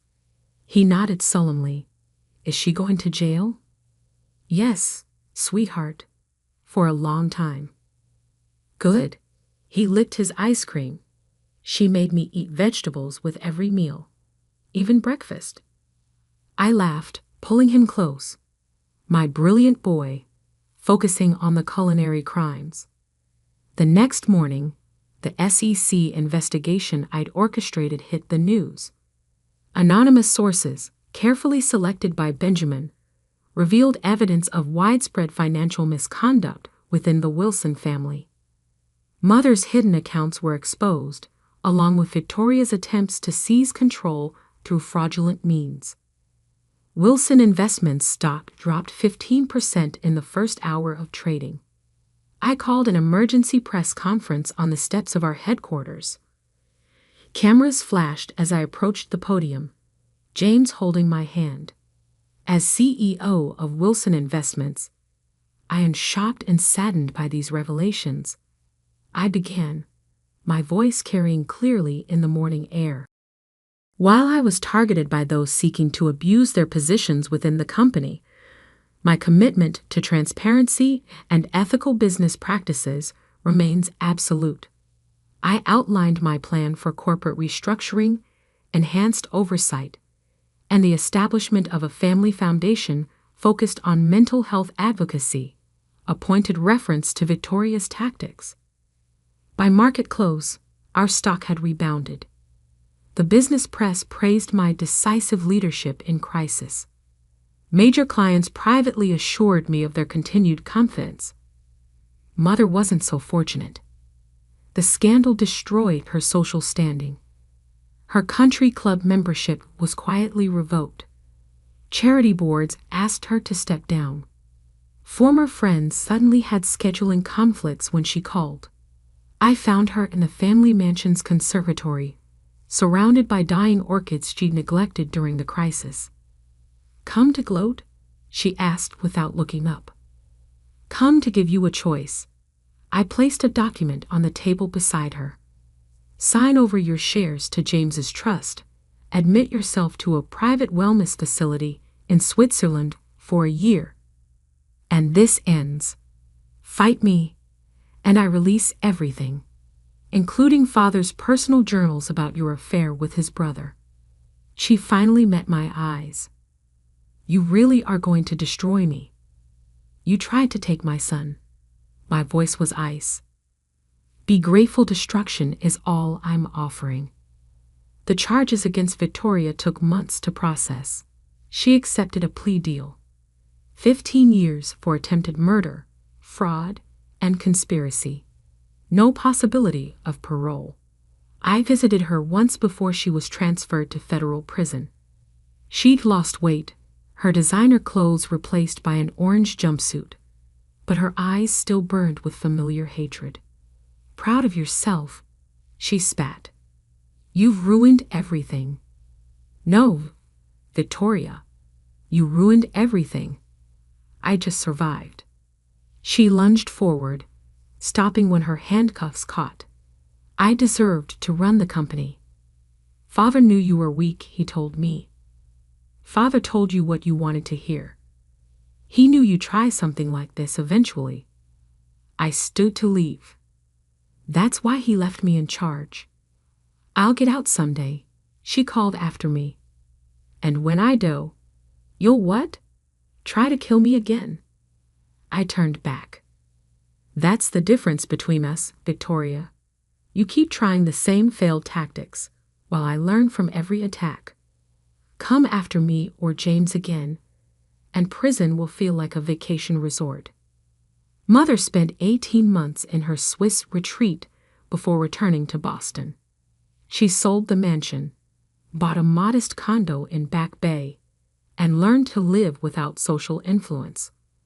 We saw her occasionally at holidays, but the relationship remained cold. James thrived, showing an early aptitude for business that made me suspect he'd run Wilson Investments someday. I hired Marcus as our head of security, rewarding his loyalty with a career path.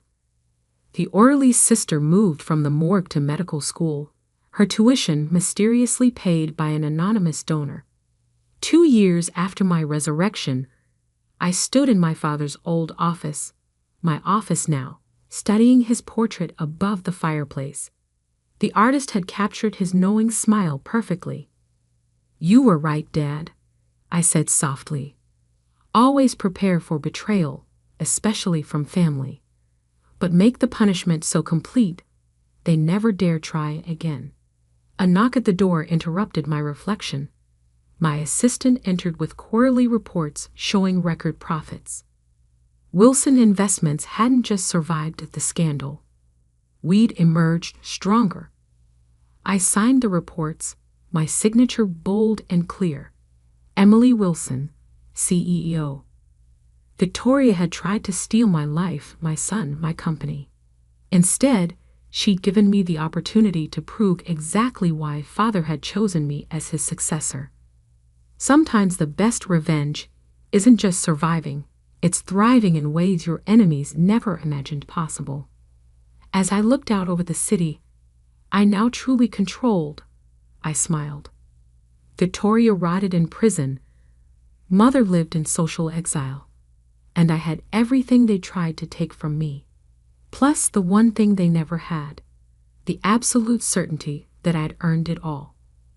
The sun set behind the Boston skyline, painting the city in shades of victory. The old grandfather clock in the lawyer's office struck 3 as Mr. Patterson shuffled through my grandfather's will. My brother Michael sat across from me in his perfectly tailored suit, already wearing the smug expression of someone who knew he'd won. Next to him, my sister Catherine examined her manicure, barely containing her impatience.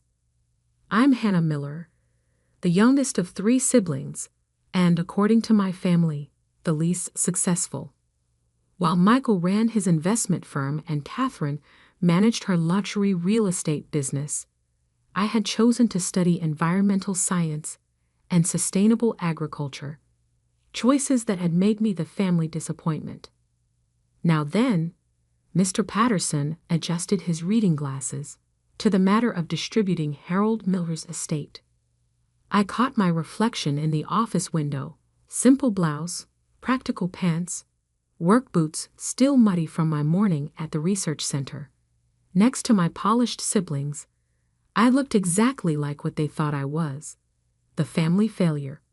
To my grandson Michael Miller, Mr. Patterson read, I leave my investment portfolio, valued at approximately $4 million. Michael's smile widened. No surprise there. He'd been managing those investments for years, carefully positioning himself as the responsible grandchild. To my granddaughter, Catherine Miller, I leave my properties in the city, including the apartment building on 5th Avenue and the commercial space in Brooklyn. Catherine finally looked up from her nails, nodding in satisfaction. The properties were worth at least $6 million. And to my granddaughter, Hannah Miller, Mr. Patterson paused, glancing at me over his glasses. I leave the family farm in Millbrook, including all land, structures, and equipment thereon. The silence lasted exactly 3 seconds before Michael burst out laughing. The farm, he wheezed, wiping tears from his eyes. That worthless piece of dirt? Oh, this is perfect.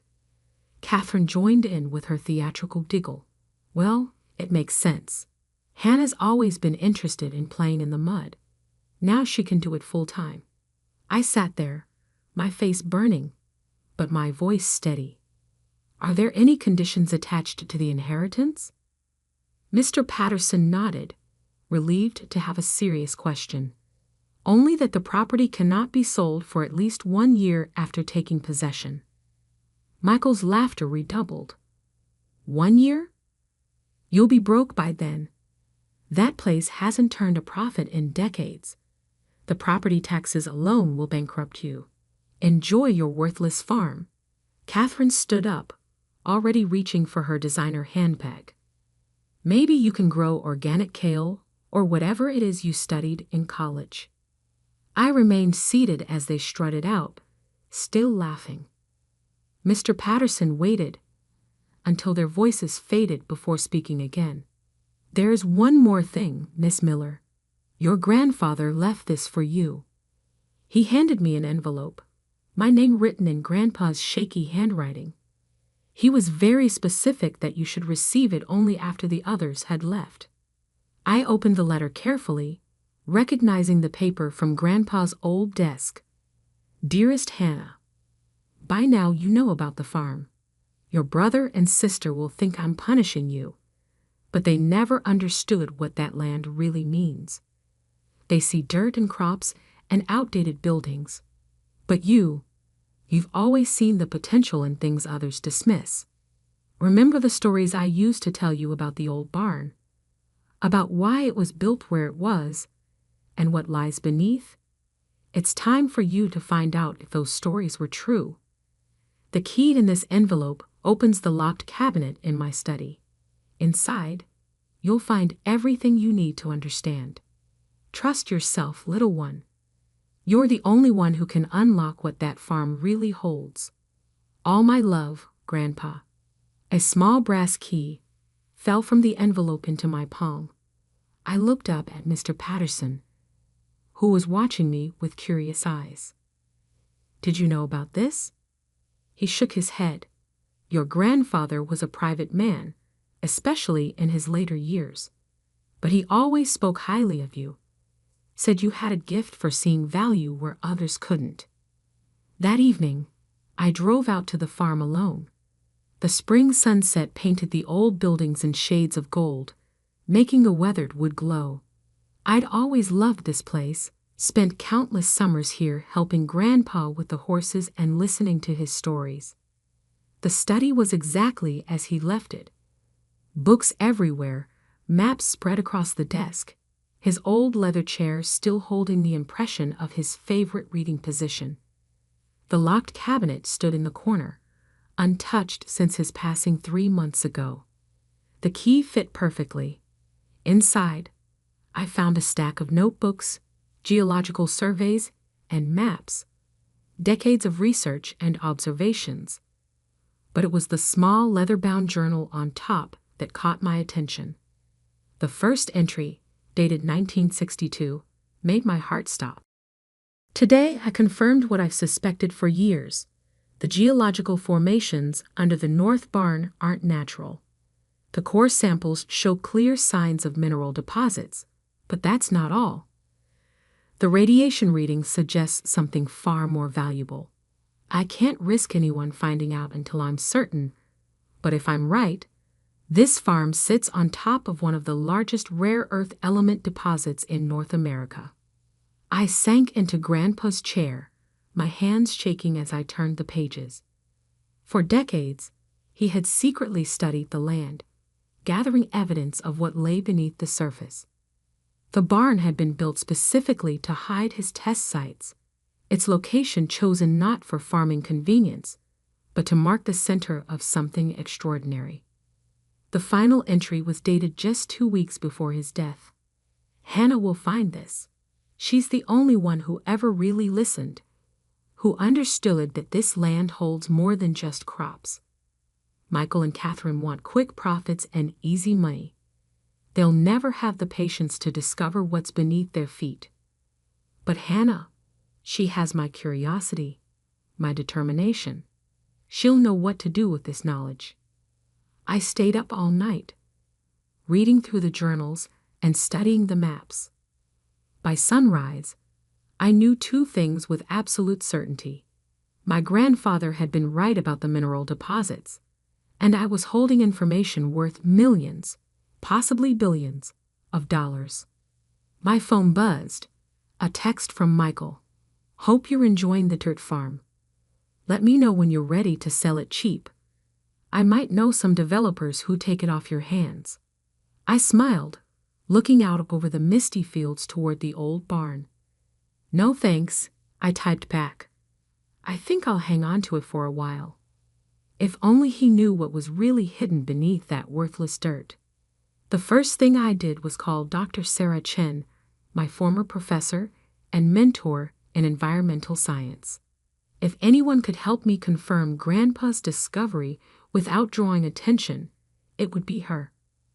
"Rare earth elements?" she said, examining the geological surveys spread across the barn's work table. "Your grandfather was tracking these patterns for decades. The man was brilliant." I nodded, pointing to the most recent readings. "He used old equipment, but the signatures are clear. I think there's a massive deposit under this entire northern section." Sarah walked the perimeter of the barn, her instruments beeping steadily. "Hannah, if these readings are accurate, this isn't just a deposit. This could be one of the largest rare earth element finds in the country. Do you understand what that means?" I did. Rare earth elements were crucial for everything from smartphones to electric vehicles to military technology. China controlled most of the world's supply, making any significant domestic source invaluable. "We need to confirm this properly," Sarah said, already making calls. "I know some people who can help," discreetly. Over the next few weeks, a small team of trusted geologists conducted comprehensive surveys of the property. They worked at night, using advanced equipment that would have seemed like science fiction to Grandpa. But their findings confirmed what he had suspected all along. The deposit extends at least 300 acres, Dr. Chin explained, showing me the 3D imaging. Preliminary estimates suggest over 100,000 metric tons of extractable rare earth elements. At current market prices, that's billions. I finished quietly. Not millions, billions. She nodded. And given the growing demand for these elements, the value will only increase. But Hannah, you need to be careful. Once this gets out. She didn't need to finish. I knew what would happen. My phone was already buzzing with increasingly frequent messages from my siblings. Word had gotten around that there was unusual activity at the farm. "Hey sis," Catherine's text dripped with fake sweetness. "Just checking in. How's the farming going? You know, if you need help with property taxes or anything." Michael was more direct. "Heard you've had some scientists out there. What's going on? As your financially responsible brother, I should be involved in any decisions about the property." I ignored them both, focusing instead on the next crucial step. I needed capital to develop the discovery, but I had to move carefully. If word got out too soon, every mining company in the country would be trying to take control. That's when I got lucky. Through Sarah's connections, I met James Wong, a venture capitalist who specialized in mineral resources. More importantly, he understood the need for discretion. "The potential here is unprecedented," he said, walking the property with me. "But extraction needs to be done sustainably, carefully. Many of these deposits have been ruined by hasty development." I liked him immediately. He asked about environmental impact before profit margins, and he actually listened to my ideas about sustainable mining practices. "I can provide initial funding," he offered, "enough to secure the necessary permits and begin preliminary development. In return, my firm gets a minority stake, but you maintain controlling interest." It was a fair offer, better than fair. But before I could accept, my siblings forced my hand. I came home one evening to find Michael's expensive car in the driveway. He and Catherine were waiting on the porch, trying to look concerned, but barely concealing their greed. "Hannah, we need to talk," Michael began, using his responsible big brother voice. "We're worried about you." "Really?" I leaned against the porch railing. "You haven't been worried about me for the past 10 years. Catherine stepped forward, all designer clothes and fake sympathy. "We know you've been meeting with investors. You can't handle something like that alone. You need our expertise." "Like you handled Grandpa's investments?" I asked sweetly. "The ones that underperformed the market by 40% under your management, Michael." His face reddened. "That's not. How did you know about that?" "I actually read his financial records, unlike you. Just like I read everything else he left behind." "Look," Catherine cut in, "whatever you found out here, you need help developing it.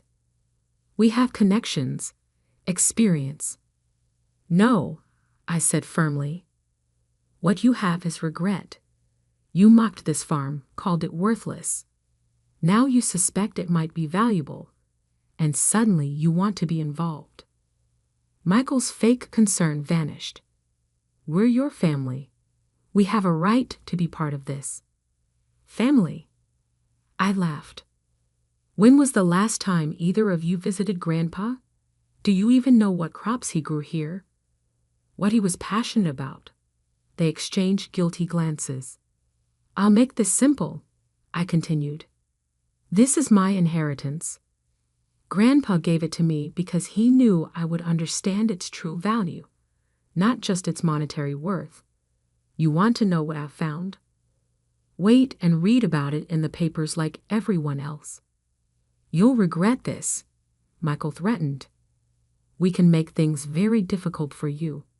I stepped closer, meeting his eyes. "No, Michael, you can't.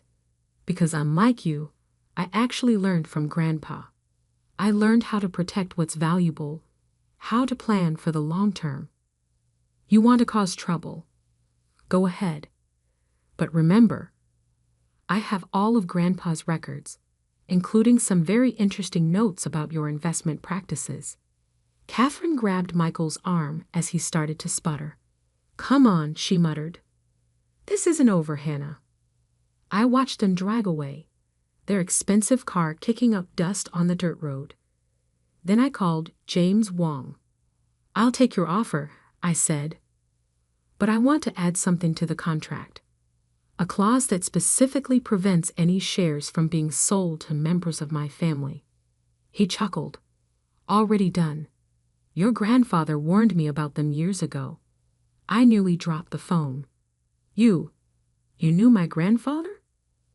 "Who do you think helped him confirm his initial findings? Harold and I were old friends. He made me promise to look out for you when the time came." Tears filled my eyes as I looked out over the farm, my farm. Even now, Grandpa was still protecting me, still guiding my path. The next few weeks were a blur of activity. Environmental impact studies, permit applications, mineral rights registrations. Through it all, I could feel my siblings watching, plotting. But I had something they didn't: patience, just like Grandpa. Then came the day I had been both anticipating and dreading. The official announcement of the discovery was about to go public, and with it, the true value of my worthless farm would be revealed to the world. I sat in Grandpa's study, reading the press release one final time. Tomorrow, everyone would know that the Miller farm sat on top of one of the largest rare earth element deposits ever discovered in North America. Tomorrow, my siblings would learn exactly what they had mopped and lost. But tonight, in the quiet of the evening, I reread Grandpa's journal one more time. "Remember, Hannah, true value isn't just in what you find, it's in how you use it. Make me proud." I would, Grandpa. I would. The morning the news broke, I woke up early to watch the sunrise from Grandpa's old porch swing. The farmhouse was quiet, but I knew the peace wouldn't last. Headlines were already flashing across financial news networks. "Massive rare earth element deposit discovered in New York. Miller farm find could worry HAP global mineral market. Domestic rare earth elements. A $100 billion game CHANGR." My phone started ringing at exactly 7:01 a.m. "Michael, of course." "Is it true?" he demanded, not bothering with a greeting. "The farm, the minerals, all of it." "Good morning to you too, Michael."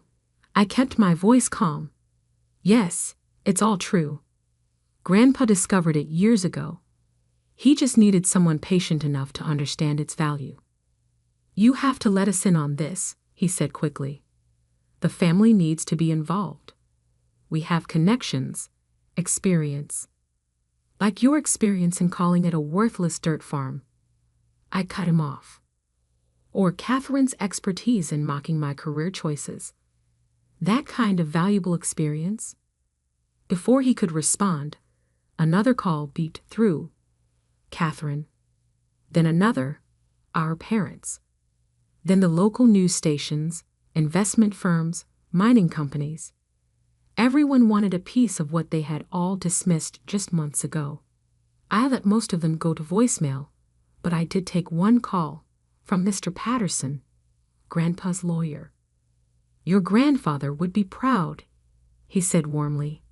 "He always said you were the only one who truly understood the value of patience." Around noon, a sleek black car pulled into the driveway. Michael and Catherine stepped out. both dressed for business, both wearing their most convincing smiles. "Hannah," Catherine called out, walking toward the porch. "We've been trying to reach you all morning." I stayed in my seat, noting how strange they looked here. Designer clothes against the backdrop of weathered barn wood and growing crops. "Whatever you're here to propose," I said quietly, "the answer is no." Michael stepped forward, straightening his tie. "Just hear us out.